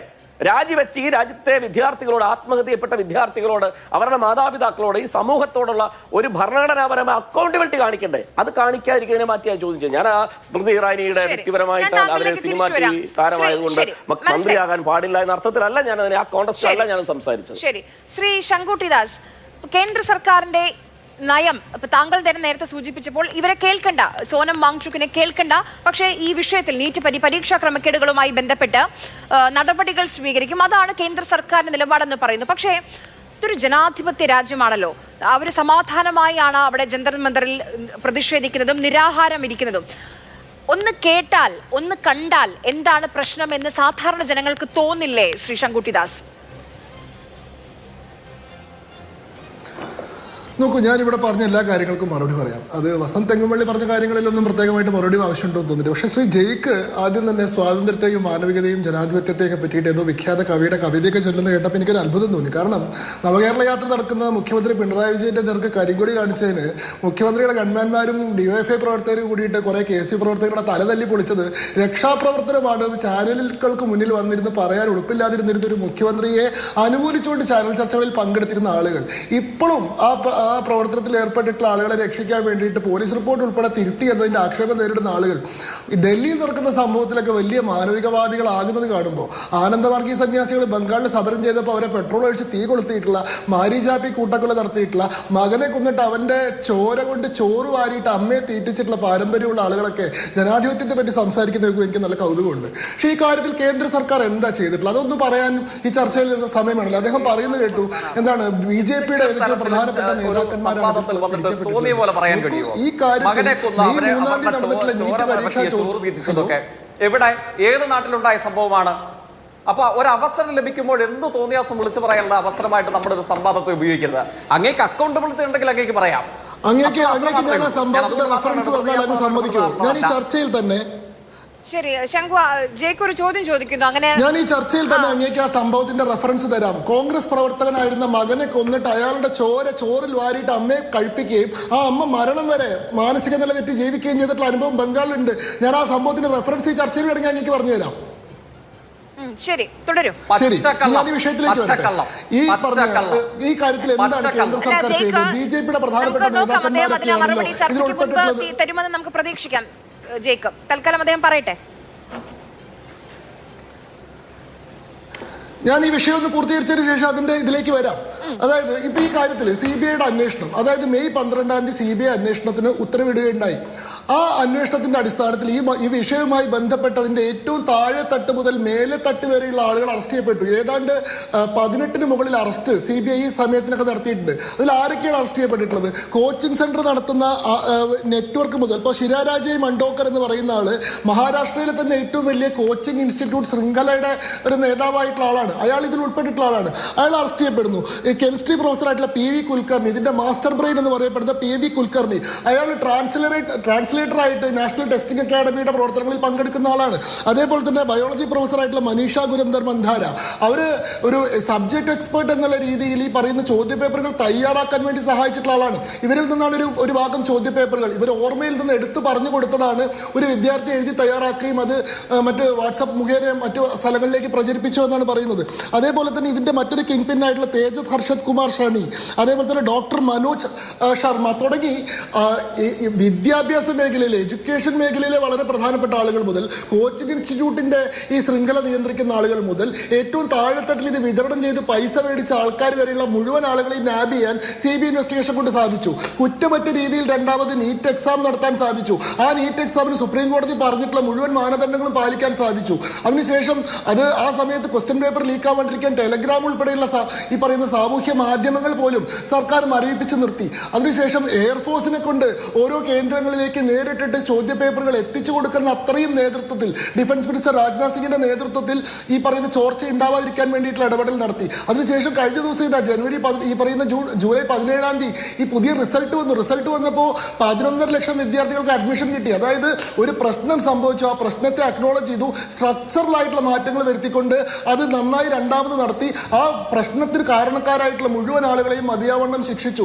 ഈ കാര്യം ഇതല്ലാതെ ഈ കാര്യത്തിൽ എന്താണ് കേന്ദ്ര സർക്കാർ ചെയ്യുന്നത്? ഇപ്പൊ പറഞ്ഞു ഈ പറഞ്ഞ ധർമ്മേന്ദ്ര പ്രധാൻ എന്ന് പറയുന്ന വ്യക്തിയുടെ രാജിക്ക് വേണ്ടിയിട്ടാണല്ലോ ഈ പ്രസ്ഥാനം തന്നെ ഉണ്ടായത് എന്നൊക്കെ പറഞ്ഞു. അല്ലല്ലോ, CJP എന്ന് പറയുന്ന പാർട്ടി ഉണ്ടായ സമയത്ത് ധർമ്മേന്ദ്ര പ്രധാൻ നിങ്ങളുടെ ടാർഗറ്റ് ആയിരുന്നില്ലല്ലോ. CJP ഉണ്ടായത് എങ്ങനെയായിരുന്നു? ചീഫ് ജസ്റ്റിസ് ആയിട്ടുള്ള സൂര്യകാന്ത് മിശ്ര നിയമ പ്രൊഫഷനിൽ, ലീഗൽ പ്രൊഫഷനിൽ വ്യാജ ഡിഗ്രികളും വ്യാജ സർട്ടിഫിക്കറ്റുകളും ഉണ്ടാക്കിയിട്ട് എൻറോൾമെന്റ് നേടുന്ന ആളുകൾക്കെതിരെ പറഞ്ഞിട്ടുള്ള കോക്രോച്ചസ് എന്ന പരാമർശത്തെ വളച്ചൊടിച്ചുകൊണ്ട് അത് ഈ രാജ്യത്തെ യുവാക്കളെ മുഴുവൻ ആക്ഷേപിക്കുന്നതാണെന്ന് വ്യാജ പ്രചരണം നടത്തി. അതിന്റെ പേരിലല്ലേ ഈ പറയുന്ന CJP ഉണ്ടായത്. എന്നിട്ട് നിങ്ങൾക്ക് ചീഫ് ജസ്റ്റിസിനെതിരെ യാതൊരു ആക്ഷേപവും ഇല്ല, ഈ പറയുന്ന വ്യാജ ഡിഗ്രികൾ ഉണ്ടാക്കുന്നതിനെതിരെ ആളുകൾക്കും ആക്ഷേപമില്ല. ആദ്യം നിങ്ങൾ ഈ പ്രസ്ഥാനത്തിൽ ചേരാനുള്ള യോഗ്യതയായിട്ട് 4 കാര്യങ്ങളാണ് പറഞ്ഞിരുന്നത്. 1 മടിയന്മാരായിരിക്കണം, 2 അൺഎംപ്ലോയിഡ് ആയിരിക്കണം, 3 ക്രോണിക്കലി ഓൺലൈൻ ആയിരിക്കണം, ഓരോ ദിവസവും 16 മണിക്കൂറെങ്കിലും ഓൺലൈനിൽ ഇരിക്കുന്ന ആളുകളായിരിക്കണം, മറ്റ് ഇതുമായിട്ടൊന്നും ബന്ധമില്ലാത്ത ആളുകളായിരിക്കണം എന്ന് പറഞ്ഞു തുടങ്ങിയിട്ടുള്ള പ്രസ്ഥാനം പിന്നീട് ക്രമേണ ആളുകൾ കൂടി 15 മില്യണോളം ആളുകളായിട്ട് ഇത് BJP മറികടന്നു എന്നൊക്കെ പറഞ്ഞ് വാർത്ത വന്നപ്പോൾ ഇനി ഈ സംഗതിയെ എങ്ങനെ ഒരു രാഷ്ട്രീയ ആയുധമായിട്ട് ഉപയോഗിക്കാം എന്നുള്ള ചിന്തയുടെ ഉൽപ്പന്നമായിട്ടല്ലേ ജനുവരി ആയപ്പോഴേക്കും ഇത് ധർമ്മേന്ദ്ര പ്രധാന്റെ രാജി ആവശ്യപ്പെട്ടുള്ള സമരമായത്. ജനുവരി 20-ാം തീയതി മാത്രമല്ലേ നിങ്ങൾ ഈ പറയുന്ന നിരാഹാര സമരം തുടങ്ങിയിട്ടുള്ളത്. ധർമ്മേന്ദ്ര പ്രധാൻ നിങ്ങൾ പിന്നീട് നിശ്ചയിച്ചിട്ടുള്ള ഒരു ടാർഗറ്റ് മാത്രമാണ്. ഇനി ഇന്ത്യയിലെ വിദ്യാഭ്യാസ മേഖലയെ BJP തകർക്കുകയാണെന്നൊക്കെ ഇവിടുത്തെ പ്രതിനിധി പറയുന്നുണ്ട്. ഞാൻ ചോദിക്കട്ടെ, ഇന്ത്യയുടെ വിദ്യാഭ്യാസ മേഖലയിലെ ഏറ്റവും സജീവവും കാര്യക്ഷമമായിട്ടുള്ള ഇടപെടൽ നടത്തിയിട്ടുള്ള സർക്കാർ ഏതാണ്? അതായത് 2014 വരെ ഈ രാജ്യത്തിന്റെ എഡ്യൂക്കേഷന് വേണ്ടിയിട്ടുള്ള ബജറ്റ് എന്ന് പറയുന്നത് കേവലം 71,000 കോടി രൂപ മാത്രമായിരുന്നു. 2026 നമ്മൾ സംസാരിക്കുമ്പോൾ 1,39,289 കോടിയാണ് ഈ രാജ്യത്തെ ബജറ്റിലെ എഡ്യൂക്കേഷൻ സെക്ടറിന് വേണ്ടിയിട്ടുള്ള അലോക്കേഷൻ. അതായത് ഏതാണ്ട് ഇരട്ടിയായിട്ട് വർദ്ധിച്ചു ഓരോ മേഖലയിലേക്കും. സ്കൂൾ വിദ്യാഭ്യാസത്തിന് 83,562 കോടിയും ഹയർ എഡ്യൂക്കേഷന് വേണ്ടി 55,727 കോടിയും. നിങ്ങൾ സ്ഥാപനങ്ങളുടെ കാര്യം നോക്കൂ. 14 ലക്ഷം സ്കൂളുകൾ ഉണ്ടായിരുന്ന സ്ഥലത്ത് നിന്ന് 15 ലക്ഷം സ്കൂളുകളായി. ഹയർ എഡ്യൂക്കേഷൻ ഇൻസ്റ്റിറ്റ്യൂട്ടുകൾ 51,534 ഉണ്ടായിരുന്നിടത്ത് നിന്ന് 70,118 18,500 എണ്ണത്തിന്റെ വർധനവാണ്. യൂണിവേഴ്സിറ്റികൾ 760 എണ്ണം ഉണ്ടായിരുന്ന സ്ഥലത്ത് നിന്ന് 1,338 യൂണിവേഴ്സിറ്റികളുടെ വർധനവ്. കോളേജുകൾ 38,000. വിദ്യാഭ്യാസ മേഖലയ്ക്ക് വേണ്ടി ഇത്രയധികം കോടികൾ ചെലവഴിക്കുന്ന സമയത്ത് നമ്മുടെ വിദ്യാർത്ഥികൾ 18, 19, 20 വയസ്സുള്ള വിദ്യാർത്ഥികൾ, വളരെയധികം സ്വപ്നം കണ്ട വിദ്യാർത്ഥികൾ ജീവൻ ഒടുക്കി എന്നുള്ളത് വസ്തുതയാണ്. അത് ശങ്കുട്ടിദാസൻ സമ്മതിക്കും. അപ്പോൾ അവർക്കൊരു നീതി വേണം എന്നാവശ്യപ്പെട്ട ആ കുടുംബങ്ങൾക്ക്, ആ രക്ഷിതാക്കൾക്കൊരു നീതി വേണം എന്നാവശ്യപ്പെട്ടിട്ടല്ലേ അവിടെ തെരുവിൽ നിൽക്കുന്നത്. അത് ആരായാലും ശരി. ഇപ്പം സോനം വാങ്ചുക്ക് നിങ്ങൾക്ക് ലഡാക്ക് പ്രതിഷേധവുമായി ബന്ധപ്പെട്ട് പ്രശ്നമുണ്ട്, പക്ഷെ അതല്ലാതെയുള്ള ആളുകളുണ്ടല്ലോ, യുവാക്കളുണ്ടല്ലോ, അവരെ ഒന്ന് കേട്ടൂടെ? ഇത് കേൾക്കുകയേയില്ല, കണ്ണടച്ച് നിൽക്കും. ഒരു പ്രതികാര ബുദ്ധിയോടെ എന്തിനാണ് പെരുമാറുന്നത്? അവരെ കേട്ടാൽ എന്താണ് കുഴപ്പം? അവർ അവിടെ സമരം ചെയ്യുന്നത്, അത് ഇപ്പൊ ഇവിടെ സെക്രട്ടേറിയറ്റിന് മുന്നിൽ ഒരു സമരം ചെയ്യുകയാണെങ്കിൽ അത് എന്തുകൊണ്ടാണ്? മുഖ്യമന്ത്രിമാർ പോകുമ്പോൾ ഞങ്ങളെ കേൾക്കും, ഞങ്ങളെ വിളിപ്പിക്കും, ഞങ്ങളോട് സംസാരിക്കുമെന്ന് പ്രതീക്ഷിച്ചിട്ടായിരിക്കില്ലേ? നോക്കൂ, വിദ്യാർത്ഥികൾ ആത്മഹത്യ ചെയ്യുന്ന സാഹചര്യം ഉണ്ടായത് ദൗർഭാഗ്യകരമാണ്. അതൊരിക്കലും സംഭവിക്കാൻ പാടുള്ളതായിരുന്നില്ല. പക്ഷെ നമ്മൾ അതിനെ റൊമാൻറ്റിസൈസ് ചെയ്യുന്നത് ശരിയല്ല എന്നുള്ള പക്ഷക്കാരനാണ് ഞാൻ. ഇത്തരം ദുരനുഭവങ്ങൾ ഉണ്ടാകുന്ന സമയത്ത് തന്നെ ആത്മഹത്യ പോലെയുള്ള മാർഗ്ഗങ്ങൾ നമ്മുടെ വിദ്യാർത്ഥികൾ അവലംബിക്കുന്നത് വളരെ ദുഃഖകരമാണ്. അത്തരം കാര്യങ്ങൾ ചെയ്യാതിരിക്കാനും അതല്ല ശരിയായിട്ടുള്ള പരിഹാര മാർഗ്ഗങ്ങൾ. ഈ പറയുന്ന സിസ്റ്റത്തിനെ കൊണ്ട് തന്നെ അത്തരം തെറ്റുകൾ തിരുത്തിക്കാൻ വേണ്ടിയിട്ടുള്ള ശക്തമായിട്ടുള്ള ഇടപെടൽ നടത്തുന്നതാണ് ശരിയായിട്ടുള്ള മാതൃക എന്ന ധാരണ അവരിലേക്ക് കൊടുക്കുന്ന ഉത്തരവാദിത്വം രാഷ്ട്രീയ പ്രവർത്തകർക്കും മാധ്യമങ്ങൾക്കും തെറ്റായ വാചകമാണ് തോന്നുന്നു ശ്രീ ശങ്കുട്ടിദാസ്. എനിക്ക് അങ്ങനെയാണ് തോന്നുന്നത്. താങ്കൾ പറഞ്ഞു ഈ സിസ്റ്റത്തിനെ കറക്റ്റ് ചെയ്യാൻ വേണ്ടിയിട്ടാണ് അവർ തെരുവിൽ നിൽക്കുന്നത്. എന്ത് സംഭവിക്കുന്നു? ആരും തിരിഞ്ഞു നോക്കുന്നില്ലെന്നേ. പിന്നെ എങ്ങനെ കറക്റ്റ് ചെയ്യും? എണ്ണത്തെ പെരുപ്പിച്ച് കാണിച്ചുകൊണ്ടും ആ വിദ്യാർത്ഥികളുടെ എണ്ണത്തെ എടുത്തുകൊണ്ടും അതിനൊരു രാഷ്ട്രീയ ആയുധമായിട്ട് കേന്ദ്ര സർക്കാരിനെ ആക്രമിക്കാമെന്ന് പറയുന്ന പ്രവണത ശരിയായിട്ടുള്ള രീതിയല്ല.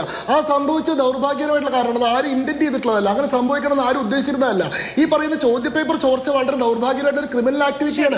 അതിനെതിരെ കേന്ദ്ര സർക്കാരിന് എടുക്കാൻ കഴിയുന്ന എല്ലാ നടപടികളും എടുത്തു കഴിഞ്ഞു. ഈ രാജ്യത്തെ ലക്ഷോപലക്ഷം വരുന്ന വിദ്യാർത്ഥികളുടെ ഈ പറയുന്ന പഠനാന്തരീക്ഷം മെച്ചപ്പെടുത്താൻ ഞാൻ ഈ കണക്കുകൾ മുഴുവൻ വായിച്ചിട്ടില്ല. വേണമെങ്കിൽ എനിക്ക് ഇനിയും പറയാൻ സാധിക്കും. IIT-കളുടെ എണ്ണം 16-ൽ നിന്ന് 23,000, IIM-കളുടെ എണ്ണം 13-ൽ നിന്ന് 21,000. ഞാൻ മുഴുവനാക്കട്ടെ ശ്രീമതി ആര്യ, നിങ്ങൾ പറയുന്നത് മുഴുവൻ ഞാൻ കേൾക്കുന്നുണ്ടല്ലോ. ഇല്ല, എനിക്കൊരു കാര്യം കൂടി പറയാനുണ്ട്. എനിക്ക് ഇദ്ദേഹം പറഞ്ഞതിന് ജെയ്ക് സി തോമസ് പറഞ്ഞതിന് ഒരു ഉത്തരം കൂടി പറയാനുണ്ട്. അദ്ദേഹം എന്നോട് റെഫറൻസ് ചോദിക്കുകയുണ്ടായല്ലോ, അങ്ങ് ചോദിച്ചത് കേൾക്കുന്നുണ്ടോ? എനിക്ക് ആ റെഫറൻസ് എനിക്ക് മനസ്സിലായി. ഞാൻ താങ്കളിലേക്ക് തിരിച്ചു വരാം. ആ റെഫറൻസ് പറയാൻ താങ്കൾക്ക് ഞാൻ സമയം അനുവദിക്കും. ആ റെഫറൻസ് പറയാൻ ഞാൻ ജെയ്ക് സി തോമസ് ഞാൻ പറഞ്ഞത് സൈൻബാരി കൂട്ടക്കൊലയാണ്. ഒറ്റ മിനിറ്റ് മതി എനിക്ക്. ഞാൻ പറഞ്ഞത് സൈൻബാരി കൂട്ടക്കൊലയാണ്. 1970 മാർച്ച് 17 ബംഗാളിലെ ബുർദ്വാരയിൽ നടന്നിട്ടുള്ള സെയിൻ ഫാമിലി മാസക്കർ എന്ന് പറയുന്ന സൈൻബാരി കൂട്ടക്കൊല. അവിടെ മക്കളായിട്ടുള്ള പ്രണബ് സെയിൻ, മൊളയ് സെയിൻ, ജിതൻ റേ എന്നിവരെ കൊലപ്പെടുത്തുകയും അവരുടെ ചോര അവരുടെ അമ്മയായിട്ടുള്ള മൃഗാനിയാനി ദേവിയെ കൊണ്ട് കഴിപ്പിക്കുകയും ചെയ്തിട്ടുള്ള സംഭവം ഡോക്യുമെന്റഡ് ആണ്. അങ്ങെടുത്ത് വായിച്ചാൽ മതി, സൈൻബാരി മാസക്കർ. ശരി. അഡ്വക്കേറ്റ് വസന്ത് സിറിയക്ക്, ഇതിൽ ഇപ്പോൾ കോൺഗ്രസ് രാജ്യത്തെ ഏറ്റവും വലിയ പ്രതിപക്ഷ പാർട്ടിയാണല്ലോ. അപ്പോൾ കോൺഗ്രസിൽ വലിയ പ്രതീക്ഷയുണ്ട്, രാഹുൽ ഗാന്ധിയിൽ വലിയ പ്രതീക്ഷയുണ്ട്. ഇവിടെ ഈ ഓൺലൈൻ പാർട്ടിയാണ്, അവരുടെ ഈ മടിയന്മാരായിരിക്കണം, അലസന്മാരായിരിക്കണം എന്നൊക്കെ പറയുമ്പോൾ ഒരു വലിയ കൂട്ടം വിദ്യാർത്ഥികൾ അവർക്കൊപ്പം പോയി.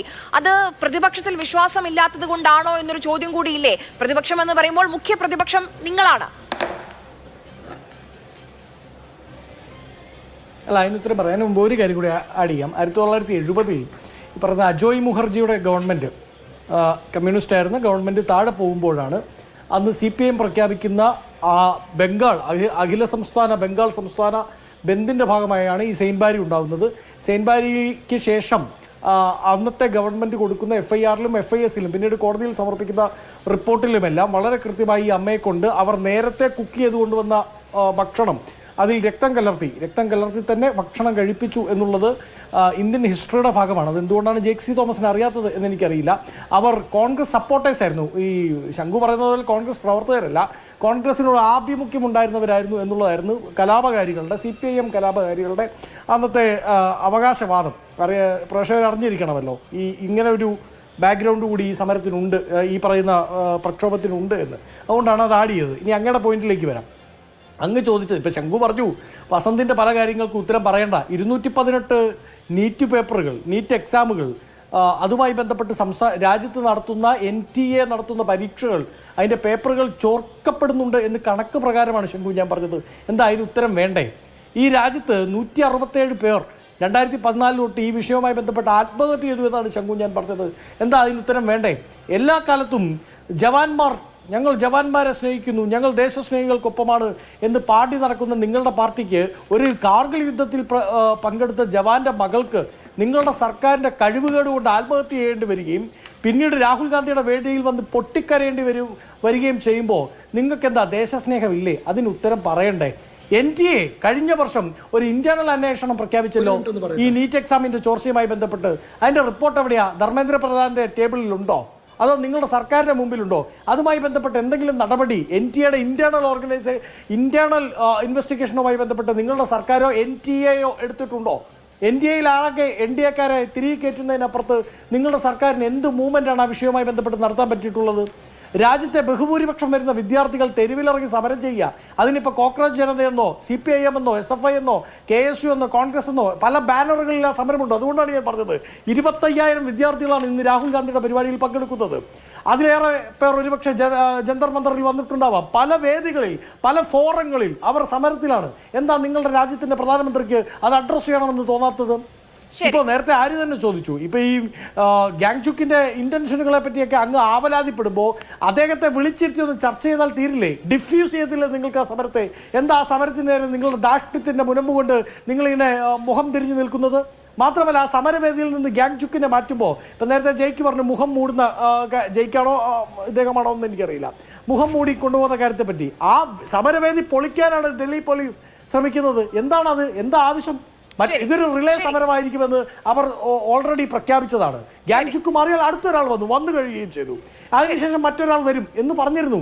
ഇനി നിങ്ങൾ കോൺഗ്രസിനെ വിമർശിക്കുമ്പോൾ ഒരു കാര്യം മനസ്സിലാക്കണം. ഈ കോക്രോച്ച് ജനതാ പാർട്ടിയുടെ നിലവിലെ ഉപജ്ഞാതാവുണ്ടല്ലോ, അദ്ദേഹം രാഹുൽ ഗാന്ധി കാശ്മീരം തൊട്ട് കന്യാകുമാരം വരെ ഈ പറയുന്ന എല്ലാ വിഷയങ്ങളെയും സ്പർശിച്ചുകൊണ്ട് ഇവിടെ വിഘടന ഈ മനുഷ്യനെ മതത്തിന്റെ പേരിൽ വേർതിരിക്കുന്നു നരേന്ദ്രമോദി എന്ന് വിളിച്ചു പറഞ്ഞുകൊണ്ട് സമരം ചെയ്യുമ്പോൾ അതിനെ വിമർശിച്ച് കളിയാക്കി ട്രോൾ ചെയ്ത് സ്വന്തം സോഷ്യൽ മീഡിയ പോസ്റ്റ് ചെയ്തിട്ടുള്ള ആളാ. അപ്പോൾ നമ്മൾ ഒരു കാര്യം കേട്ടിട്ടില്ലേ, ഇന്നവർ അവരെ തേടി വന്നു, നമ്മൾ മിണ്ടിയില്ല. പിറ്റേ ദിവസം ക്രിസ്ത്യൻസിനെ തേടി വന്നു, മിണ്ടിയില്ല. നാളെ സ്വന്തം വാതിലിൽ മുട്ടുമ്പോൾ നമുക്ക് വേണ്ടി മിണ്ടാൻ ആരും ഉണ്ടായിരിക്കില്ല എന്ന് അവരെ പോലുള്ളവർ കൂടി മനസ്സിലാക്കുന്നത് നല്ലതായിരിക്കും.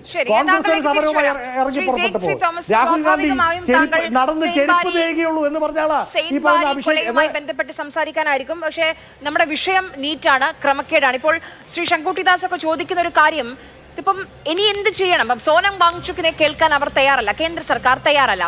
ഈ ചെയ്യേണ്ട കാര്യങ്ങൾ ചെയ്തു എന്നുള്ളതാണ് കേന്ദ്ര സർക്കാരിന്റെ നിലപാട്.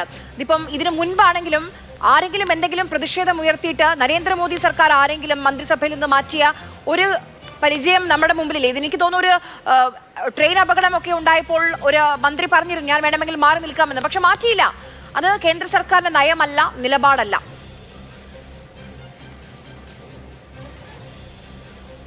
അതെ, ഇപ്പൊ സെയ്ദ് ബാരി കൂട്ടക്കൊലയാണ് ഇത്തരത്തിലുള്ള പ്രശ്നങ്ങളുടെ ആകെ തുക എന്നുള്ള നിലയിലേക്കാണ് ചർച്ച പോകുന്നത്. ഞാൻ അതുകൊണ്ട് തന്നെ ഏറ്റവും ഒടുവിൽ അതിലേക്ക് വരാം. എന്തായാലും രാജ്യത്തിപ്പോ സംഘപരിവാരവും കോൺഗ്രസും ഒക്കെ പല കാലങ്ങളിൽ ആവശ്യം പോലെ പ്രകടിപ്പിച്ചിട്ടുള്ള നീതിന്യായ സംവിധാനത്തിന്റെ ഒരു കോടതി മുറികളിലും ഇത്തരത്തിൽ കെട്ടിച്ചമച്ച ഒരു കേസിന്റെ പേരിൽ CPM-ന്റെ ഒരു ഒറ്റയാളെ പോലും ശിക്ഷിച്ചതായിട്ട് നമ്മളുടെ വാർത്താ ഏജൻസികൾ ഇതുവരെ റിപ്പോർട്ട് ചെയ്യുന്നില്ല. ടൈംസ് ഓഫ് ഇന്ത്യ ആധികാരികമായി റിപ്പോർട്ട് ചെയ്യുന്നത് ആ കേസിൽ പ്രതികളെന്ന് സംശയിക്കപ്പെട്ട മുഴുവൻ ആളുകളെയും വിട്ടയച്ചു എന്നുള്ളതാണ്. ഇരിക്കട്ടെ, നമ്മുടെ വിഷയം അതല്ല എന്നുള്ളത് ഞാൻ അതിന്റെ സൂക്ഷ്മതയിലേക്ക് പോകുന്നില്ല. ഇവിടെ BJP-യുടെ പ്രതിനിധി ആവർത്തിച്ച് ഉറപ്പിക്കാൻ വേണ്ടി ശ്രമിച്ചത് എന്താണ്? UPA ഗവൺമെന്റുകളിൽ നിന്നൊക്കെ വ്യത്യസ്തമായിട്ട് സംഘപരിവാരം ഇന്ത്യയിൽ അധികാരത്തിൽ വന്നപ്പോൾ ദശലക്ഷക്കണക്കിന് കോടി രൂപ വിദ്യാഭ്യാസ മേഖലയ്ക്ക് ആകെ ചെലവഴിക്കുകയും തദ്വാര എന്ത് സംഭവിച്ചു? ഇന്ത്യയുടെ ഉന്നത വിദ്യാഭ്യാസ മേഖല, ഇന്ത്യയുടെ പൊതുവിദ്യാഭ്യാസ മേഖല പർവ്വത തുല്യമായ വളർച്ചയുടെ പടവുകൾ താണ്ടി എന്നാണ് അദ്ദേഹം പറയുന്നത്. ഒരു വേള കേന്ദ്ര സർക്കാരിന്റെ പ്രതിനിധി, അദ്ദേഹത്തിന്റെ വാക്ക് ഞാൻ കടമെടുത്തതാണ്, അതാണ് പിന്നീട് അദ്ദേഹത്തിന് വിയോജിപ്പുണ്ടായത്. ഓക്കെ, ഇരിക്കട്ടെ, ഞാൻ അത് വിടുന്നു. BJP-യുടെ പ്രതിനിധിയായി, കേന്ദ്ര സർക്കാരിന്റെ അനൗദ്യോഗിക പ്രതിനിധിയായി ചർച്ചയിൽ പങ്കെടുക്കുന്ന ബഹുമാനപ്പെട്ട BJP നേതാവേ, അല്പമാസങ്ങൾക്ക് പുറകിലല്ലേ അങ്ങേക്ക് ഏറെ പ്രിയപ്പെട്ട നീതി ആയോഗ്, ദേശാഭിമാനിയോ പീപ്പിൾസ് ഡെമോക്രസിയോ അല്ല കേട്ടോ, നീതി ആയോഗ് യൂണിയൻ ഗവൺമെന്റിനോട് ചേർന്ന് പ്രവർത്തിക്കുന്ന ഏജൻസിയാണ്. ഇന്ത്യയുടെ വിദ്യാഭ്യാസ രംഗം കഴിഞ്ഞൊരു 15 കാലയളവിനെ സംബന്ധിച്ച ഒരു റിപ്പോർട്ട് അങ്ങയുടെ തന്നെ ഈ പറഞ്ഞ ധർമ്മേന്ദ്ര പ്രധാന നേതൃത്വത്തിലുള്ള മന്ത്രിസഭ നമ്മളുടെ പാർലമെന്റിന്റെ മേശപ്പുറത്ത് വെച്ചു. BJP-യുടെ പ്രാതിനിധ്യം അവകാശപ്പെടുന്ന, അല്ലെങ്കിൽ കേന്ദ്ര സർക്കാരിന്റെ അനൗദ്യോഗിക പ്രാതിനിധ്യം അവകാശപ്പെടുന്നയാൾ ചുരുങ്ങിയ പക്ഷം നീതി ആയോഗിന്റെ റിപ്പോർട്ടെങ്കിലും വായിച്ചിട്ട് വരണ്ടേ? എന്താ ഒരു 15 കാലയളവിൽ ഇന്ത്യൻ വിദ്യാഭ്യാസ രംഗത്തിന്റെ നീക്കിമാക്കി? ഒരു 15 1 ലക്ഷത്തിലധികം വരുന്ന സ്കൂളുകൾ അടച്ചുപൂട്ടപ്പെട്ടു. 2.5 കോടിയോളം വരുന്ന കുട്ടികൾ ക്ലാസ് മുറികളിൽ നിന്ന് പുറന്തള്ളപ്പെട്ടു. 2.5 കോടിയോളം വരുന്ന കുട്ടികളെ പുറന്തള്ളുകയും 1 ലക്ഷത്തിലധികം വരുന്ന സ്കൂളുകൾ അടച്ചുപൂട്ടുകയും ചെയ്യുന്നതാണോ നിങ്ങളുടെ വിദ്യാഭ്യാസ മേഖലയിലെ നിങ്ങളുടെ സംഭാവന? അങ്ങൊന്ന് കാണ്. അത് കേരളത്തിന്റെ അനുഭവ പരിസരത്തിൽ ഇരുന്നുകൊണ്ട് അങ്ങ് നോക്കണം. എന്താ ഇന്ത്യൻ വിദ്യാഭ്യാസ രംഗത്തിന്റെ ആകാശം, അതിന്റെ ഏറ്റവും ദുരന്തപൂർണമായ അവസ്ഥ എന്താണ് എന്നുള്ളത്. പിന്നെ പറയുന്നത് എന്താണ്? പിന്നീട് ഏറ്റവും രസകരമായി തോന്നിയത്, പ്രതിരോധ മന്ത്രി രാജ്നാഥ് സിംഗിന്റെ നേതൃത്വത്തിൽ ഇന്ത്യൻ എയർഫോഴ്സിനെ ഉപയോഗിച്ച് അത്ഭുതകരമായ സുരക്ഷയോടുകൂടെ ഈ പരീക്ഷ നടത്തിയെന്നാണ് പറയപ്പെടുന്നത്. കേൾക്കുമ്പോൾ ലളിതയുക്തി എങ്കിലും ഉള്ളവർ എങ്ങനെ ചിരിക്കാതിരിക്കും? BJP-യിലുള്ളവരും ഈ യുക്തിയുള്ളവർ BJP-യിലും കാണുമല്ലോ, അവർക്ക് കൂടെ അപവാദമായിട്ട് അങ്ങൊന്ന് ആലോചിച്ച് നോക്കണ്ടേ? എന്തായിരുന്നു രണ്ടാമത്തെ നീറ്റ് പരീക്ഷയുടെ പ്രത്യേകത? ജൂൺ മാസം 21-നായിരുന്നല്ലോ രണ്ടാമത്തെ നീറ്റ് പരീക്ഷയുടെ പ്രത്യേകത. അതിൽ തന്നെ NTA അംഗീകരിച്ച 2 ഗുരുതര പിഴവുകളുണ്ടായി. അദ്ദേഹം ഇവിടെ അവകാശപ്പെട്ട ഒരു പിഴവുമില്ല എന്നുള്ളതാണ്. ഫിസിക്സ് പരീക്ഷയിലെ സുപ്രധാനമായ ഒരു ചോദ്യത്തിന്റെ മറുപടിയായിട്ടുള്ള 4 ഓപ്ഷനും തെറ്റായ ഉത്തരമാണ്. ഒരു ചോദ്യത്തിൽ നൽകിയ ഓപ്ഷനുകളിൽ 2 ഓപ്ഷനുകൾ ശരിയായ ഉത്തരമാണ്. ഇങ്ങനെയാണ് ഇവർ രണ്ടാമത്തെ നീറ്റ് പരീക്ഷ നടത്തിയത്. അതോടൊപ്പം നടത്തപ്പെട്ട UGC നെറ്റ് പരീക്ഷയുടെ സ്ഥിതി എന്തായിരുന്നു? UGC നെറ്റ് പരീക്ഷയിൽ 150 ചോദ്യങ്ങളിൽ 67 ചോദ്യങ്ങളും മുൻ വർഷത്തെ ചോദ്യപേപ്പർ അതേപോലെ ആവർത്തിക്കപ്പെടുകയാണ്. രസകരമായ കാര്യം എന്താണ്? ഇന്ത്യൻ എയർഫോഴ്സിന്റെ സുരക്ഷാ സംവിധാനം കൊണ്ട് അസാധാരണ സുരക്ഷ ഒരുക്കിയ ഈ പരീക്ഷയിൽ 150-ൽ 67 ചോദ്യങ്ങളും 2024 ചോദ്യത്തെ ഓപ്ഷനുകൾ പോലും മാറ്റമില്ലാതെ ആവർത്തിക്കപ്പെടുകയായിരുന്നു ഉണ്ടായിരുന്നത്. സോഷ്യോളജിയിൽ സോഷ്യൽ എന്ന വാക്കിന് പകരം ഓവൽ എന്ന വാക്കാണ് അടിച്ചു വെച്ചത്. ജോർജ് റിറ്റ്സർ, നമുക്കറിയാം, introduction to sociology, essence to sociology, ഇങ്ങനെ വിശ്വപ്രസിദ്ധി ആർജിച്ച പുസ്തകങ്ങളുടെ രചയിതാവാണ്. ജോർജ് റിറ്റ്സറിനെ അവിടെ എഴുതി വെച്ചത് ജോർജ് പുറ്റ്സർ എന്നുള്ളതാണ്. സോഷ്യോളജി സൈക്കോളജി പേപ്പറുകളിൽ സമ്പൂർണ്ണമായ തെറ്റുണ്ട്.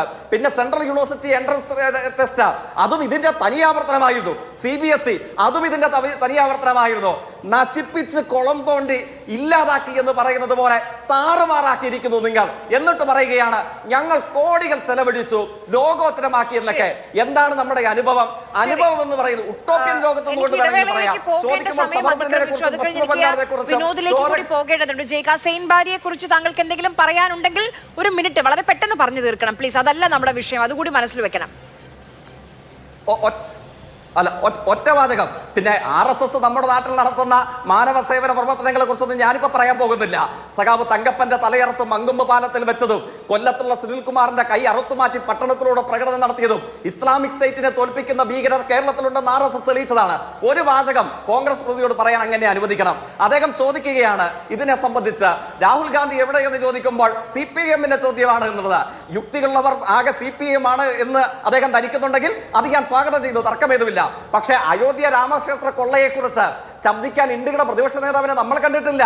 അതിന്റെ തുടർച്ചയിൽ നമ്മുടെ ഗ്രാമീണ തൊഴിലുറപ്പ് പദ്ധതി ഗാന്ധിയുടെ തലയറത്ത് മാറ്റുമ്പോൾ ജർമ്മനിയിൽ BMW ഓടിച്ച് നടക്കുകയായിരുന്നു നമ്മുടെ പ്രതിപക്ഷ നേതാവ്. ഏറ്റവും ഒടുവിലോ 20 ദിവസക്കാലം നീണ്ടു നിൽക്കുന്ന ഈ ഐതിഹാസിക സമരത്തിന്റെ ഒരു ഘട്ടത്തിലും പിന്തുണയർപ്പിക്കാൻ, സമരം ചെയ്യാൻ, ഒരു വാക്കുദ്ധരിക്കാൻ ഈ പ്രതിപക്ഷ നേതാവിനെ കണ്ടിട്ടില്ല. എന്നിട്ട് നമ്മൾ എല്ലാവരും ഇദ്ദേഹത്തെ അങ്ങ് പിന്തുണച്ചു. ശ്രീ വിനോദ് മാത്യു വിൽസൺ, നോക്കൂ, ഇന്ത്യ അഗെയിൻസ്റ്റ് കറപ്ഷൻ ആണ് പിന്നീട് ആം ആദ്മി പാർട്ടിയായി മാറിയത്.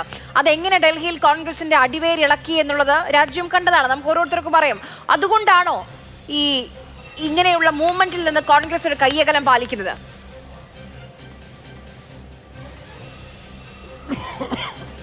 അല്ല, അത് കോൺഗ്രസിന്റെ രീതിയാണ്. അവരുടെ അടിസ്ഥാനപരമായിട്ടുള്ള ഇത്തരം സമരങ്ങളിലോട്, അല്ലെങ്കിൽ ഇപ്പം അദ്ദേഹത്തിൻ്റെ വേദിയിൽ പോയി കഴിഞ്ഞാൽ എന്താണ് എനിക്കറിയില്ല, അത് അവരുടെ കോൺഗ്രസ് നേതൃത്വമാണ് തീരുമാനിക്കേണ്ടത്. കാരണം പക്ഷേ ഒരു കാര്യം ഞാൻ ആവർത്തിച്ച് വീണ്ടും പറയുന്ന കാര്യം മറ്റൊന്നുമല്ല, പ്രതിപക്ഷം എന്ന് പറയുന്നത് വിദ്യാർത്ഥികളുടെ ഈ പ്രശ്നങ്ങൾ, നീറുന്ന പ്രശ്നങ്ങൾ ഏറ്റെടുക്കാൻ ഒരു പ്ലാറ്റ്ഫോം ഒരുക്കിയില്ല എന്നതുകൊണ്ട് തന്നെയാണ് ഇത്തരത്തിലൊരു CJP എന്ന് പറയുന്ന മൂവ്മെന്റ് ഉണ്ടായത്. അല്ലാതെ പിന്നെ ഇവിടെ ശംഖു ഇവിടെ നിന്നുകൊണ്ട് സംസാരിക്കുന്ന കേട്ടു അവരുടെ ആശയങ്ങളെ പറ്റി, അല്ലെങ്കിൽ അവരെന്താ ഓൺലൈനിൽ ഇരിക്കണം, കൂടുതൽ സമയം മൊബൈൽ ഫോണിലിരിക്കണം. അപ്പോൾ സത്യത്തിൽ ഇന്ത്യയുടെ സുപ്രീം കോടതിയുടെ ജഡ്ജ് അങ്ങനെ ഒരു പരാമർശം നടത്തുകയും പിന്നീട് അദ്ദേഹം അതല്ല പറഞ്ഞത് എന്ന് മാറ്റി പറയുകയും ചെയ്തു. അപ്പോൾ ഇപ്പോൾ അവിടെ നിന്നുകൊണ്ട് പറയുന്നത് എന്താണ്, സുപ്രീം കോടതി ജഡ്ജിന്റെ പരാമർശത്തിലാണ് ഈ പാർട്ടി ഉണ്ടായത്. ഇപ്പോൾ 2 സ്റ്റാൻഡില്ല. പിന്നെ ഒരു കാര്യം പറയാനുള്ള കാര്യം, ഈ നമ്മൾ ഒരു ജനാധിപത്യ രാജ്യത്ത് ഞാൻ ആ സ്റ്റാൻഡിലാണ്. ഞാൻ ഏത് സമരമാണ്, ഇപ്പം CPIന്റെ പ്രതിനിധി ഇവിടെ ഉണ്ട്, CPM കേരളം ഭരിച്ചിട്ടുണ്ട്, സമരങ്ങൾ ഉണ്ടായിട്ടുണ്ട്. അതിനോട് എങ്ങനെയാണ് അവരെങ്ങനെയാണ് പ്രതികരിച്ചതെന്ന് നമുക്ക് നല്ല ബോധ്യമുണ്ടല്ലോ. ഒരു ജനാധിപത്യ രാജ്യത്ത് ഏറ്റവും പ്രധാനമെന്ന് പറയുന്നത്, ഭരണവർഗത്തിൻ്റെ ഏറ്റവും പ്രധാനപ്പെട്ട ദൗത്യം എന്ന് പറയുന്നത് ഒപ്പോസിഷൻ ശബ്ദങ്ങളെ, അല്ലെങ്കിൽ ഉയർന്നു വരുന്ന ശബ്ദങ്ങളെ കേൾക്കുക എന്നുള്ളതാണ്. ശംഖുവിനെ പോലെയുള്ള BJP പ്രതിനിധികൾ എത്ര അഹങ്കാരത്തോടു കൂടി, എത്ര ധാർഷ്ട്യത്തോടു കൂടി, എത്ര എന്താ പറയുക ധിക്കാര മനോഭാവത്തോടെ അദ്ദേഹത്തെ ഞങ്ങൾ കേൾക്കില്ല, ഞങ്ങളൊന്നും ചെയ്യില്ല, ഞങ്ങൾ അതിനെ മാറ്റാൻ പോകുന്നില്ല. ഇനി ഒരു കാര്യം ഞാൻ ശംഖുവിനോട് ചോദിക്കുന്നൊരു ചോദ്യം ഇത്ര മാത്രമേ ഉള്ളൂ. നിങ്ങളായിരുന്നു പ്രതിപക്ഷ പാർട്ടിയുടെ ഭാഗമായിട്ട് നിങ്ങളാണ് ഉള്ളതെങ്കിൽ, നിങ്ങൾ ഈ വിഷയത്തിൽ ഈ ഏത് മിനിസ്ട്രി ഭരിച്ചാലും അല്ലെങ്കിൽ ഏത് ഗവൺമെന്റ് ഭരിച്ചാലും ഈ വിദ്യാഭ്യാസ മന്ത്രി രാജിവെക്കണമെന്ന് പറഞ്ഞ് ഇന്ത്യ ഒട്ടാകെ പ്രക്ഷോഭം നിങ്ങൾ നയിക്കുമായിരുന്നില്ലേ? അപ്പം ഒരു ചർച്ചയിൽ വന്നിരുന്ന ക്രെഡിബിലിറ്റി വിഷയം നമ്മളൊരു ക്രെഡിബിൾ ആയിട്ട് സംസാരിക്കാനുള്ള ശ്രമം കൂടി ഉണ്ടാവണം. കാരണം അദ്ദേഹം ആവശ്യപ്പെടുന്നതും അല്ലെങ്കിൽ ഈ CJP പാർട്ടി ആവശ്യപ്പെടുന്നതും ഒറ്റ ഡിമാൻഡേ ഉള്ളൂ. ഈ വിഷയം നീറ്റ് പരീക്ഷയുമായി ബന്ധപ്പെട്ട ഒറ്റ വിഷയത്തിലാണ് അവിടെ സമരം നടക്കുന്നത്. അതുമായി ബന്ധപ്പെട്ട വിദ്യാർത്ഥികൾക്ക് നീതി വേണമെന്ന അഭിപ്രായത്തിലാണ് സമരം. ആ സമരത്തിൽ അവർ മുമ്പോട്ട് പോകുന്ന ഏറ്റവും പ്രധാനപ്പെട്ട കാര്യം ധർമ്മേന്ദ്ര പ്രധാൻ എന്ന് പറയുന്ന വ്യക്തി രാജിവെക്കണം. എന്തായാലും ഈ പരീക്ഷയെ ബന്ധപ്പെട്ട് കേസുകൾ എടുക്കുന്നു, അതിൻ്റെ ആത്യന്തികമായ കേസിൻ്റെ ചാർജ് ഷീറ്റ് എവിടെ വരുമെന്നും കോടതിയിൽ ഉണ്ടാവുമെന്നൊക്കെ നമുക്ക് നല്ല ബോധ്യമുണ്ട്. അപ്പോൾ ജനാധിപത്യ രാജ്യത്ത് ഈ രീതിയിലുള്ള ഒരു മനോഭാവം ഉയർന്നു വരണം. അതിനൊരു ഉദാഹരണം ഞാൻ ചൂണ്ടിക്കാണിച്ച് അവസാനിപ്പിക്കാം. ഈ ട്രംപ് എന്ന് പറയുന്നത് നിങ്ങളുടെ മോദിയുടെ ഏറ്റവും വലിയ സുഹൃത്താണെന്നും കൂട്ടുകാരാണെന്നും ആവർത്തിച്ച് പറയുമ്പോൾ നമുക്കറിയാം, അവിടെ ജോർജ് ഫ്ലോയിഡ് എന്ന് പറയുന്ന ഒരു കറുത്തവർഗ്ഗക്കാരനെ, ഒരു ഡെറിക് ഷോ എന്ന് പറയുന്ന ഒരു പോലീസുകാരൻ 9 മിനിറ്റാണ് ശ്വാസം മുട്ടിച്ച് അവിടെ ഇരുത്തിയത്. എനിക്ക് ശ്വസിക്കാൻ വായുവില്ല, എനിക്ക് ശ്വാസം മുട്ടു എന്ന് പറഞ്ഞ് ആ മനുഷ്യൻ പിന്നീട് മരണപ്പെട്ടു. അതുമായി ബന്ധപ്പെട്ട് ഈ നമുക്കറിയാം, ജോർജ് ഫ്ലോയിഡ് ലോ പാസ്സാക്കിയ രാജ്യമാണ് അമേരിക്ക ഞങ്ങളുടെ സുഹൃത്താണെന്നും ട്രംപ് ഞങ്ങളുടെ മച്ചാനാണെന്നൊക്കെ പറയുമ്പോൾ മറ്റു ലോകരാഷ്ട്രങ്ങൾ ജനാധിപത്യമായ സമരങ്ങളെ എങ്ങനെ കാണുന്നു എന്ന് പഠിക്കാൻ കൂടി ഇത്തരം സാഹചര്യം ഉപയോഗപ്പെടുത്തണം എന്ന് മാത്രം പറയാൻ ആഗ്രഹിക്കുകയാണ്. 3 against 1 ആണ്. അതുകൊണ്ട് ശ്രീ ശങ്കുട്ടിദാസ്, 1 മിനിറ്റ് സമയം, നമ്മൾ സമയം അതിക്രമിച്ചു കഴിഞ്ഞു, നമ്മൾ തുടങ്ങാൻ വൈകി, അതുകൊണ്ടാണ് മറുപടി ഉണ്ടെങ്കിൽ 1 മിനിറ്റ്. നോക്കൂ, എനിക്ക് ധിക്കാരമാണ്, ധാർഷ്ട്യമാണെന്നൊക്കെ പറഞ്ഞുകൊണ്ട് എത്ര ഇന്ത്യ വിരുദ്ധതയോട് കൂടിയിട്ടാണ്, എത്ര പരമപുച്ഛത്തോട് കൂടിയിട്ടാണ് അദ്ദേഹം ഭാരതത്തെ സംബന്ധിച്ച് സംസാരിക്കുന്നതെന്ന് കാഴ്ചക്കാർ കേട്ടാൽ മതി. പക്ഷെ ഇതിലത്തെ ആശയപരമായിട്ടുള്ള പ്രശ്നം, ഇതൊരു തെറ്റായിട്ടുള്ള ട്രെൻഡിന് തുടക്കം കുറിക്കുന്നുള്ളതാണ്. ഒരു കേന്ദ്ര സർക്കാരിലെ മന്ത്രി രാജിവെക്കണമെന്ന് പറഞ്ഞ് നിരാഹാരം നടത്തിയാൽ അത് മന്ത്രി രാജിവെക്കുന്നതിൽ കലാശിച്ചു കഴിഞ്ഞാൽ ഇതൊരു ടെസ്റ്റിംഗ് മാത്രമാണ്.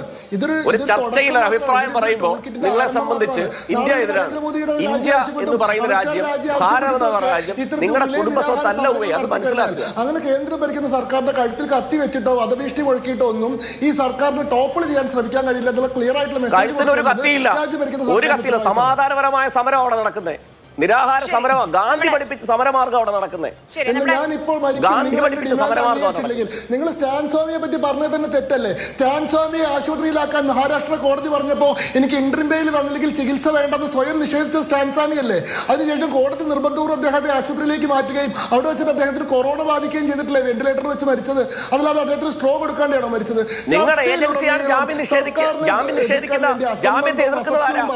സർക്കാരാണ് ജാമ്യത്തെ എതിർക്കുന്നത്, സർക്കാരാണ് നിഷേധിക്കുന്നത്. നിങ്ങൾ ജാമ്യത്തെ എതിർക്കുന്നത്, നിങ്ങളുടെ ഏജൻസിയാണ് ജാമ്യത്തെ എതിർക്കുന്നത്. മദ്രാസ് ഹൈക്കോടതി 18 May 2021 video conferencing, the court asked the Swami refused to be admitted to either JJ hospital or any other hospital and requested only interim bail so that he could go to his home in Ranchi. അതായത് interim bail കൊടുക്കാന്ന് പറഞ്ഞപ്പോൾ ആശുപത്രിയിലേക്ക് ആക്കാന്ന് പറഞ്ഞപ്പോൾ സ്വാമി പറഞ്ഞു പറ്റില്ല, എനിക്ക് interim bail വേണം, എനിക്ക് റാഞ്ചിയിലെ വീട്ടിൽ പോയിട്ടേ ഞാൻ ചികിത്സിക്കുള്ളൂ, അല്ലാണ്ട് ആശുപത്രി കോടതി എന്താ ചെയ്യേണ്ടത്? അത് സംസാരിക്കുക. ജയിലിലാക്കിയത് എന്തിനാ? ശരി, നമ്മുടെ സമയം അവസാനിച്ചിരിക്കുകയാണ്. കഴിഞ്ഞ 20 ദിവസമായി സമാധാനമായി നിരാഹാരം ഇരിക്കുകയായിരുന്നു സോനം വാങ്ചുക്. ഇന്ന് എടുത്തുകൊണ്ടുപോയി. അദ്ദേഹത്തിന്റെ ഭാര്യ പല പരാതികൾ ഉയർത്തുന്നുണ്ട്. പക്ഷെ അതിനെല്ലാം അപ്പുറം ആ സമരമിരിക്കുന്ന വിദ്യാർത്ഥികൾ, നാളത്തെ തലമുറ, നാളത്തെ ഭാവി തലമുറ, അവർ ഉന്നയിക്കുന്ന കുറെ വിഷയങ്ങളുണ്ട്.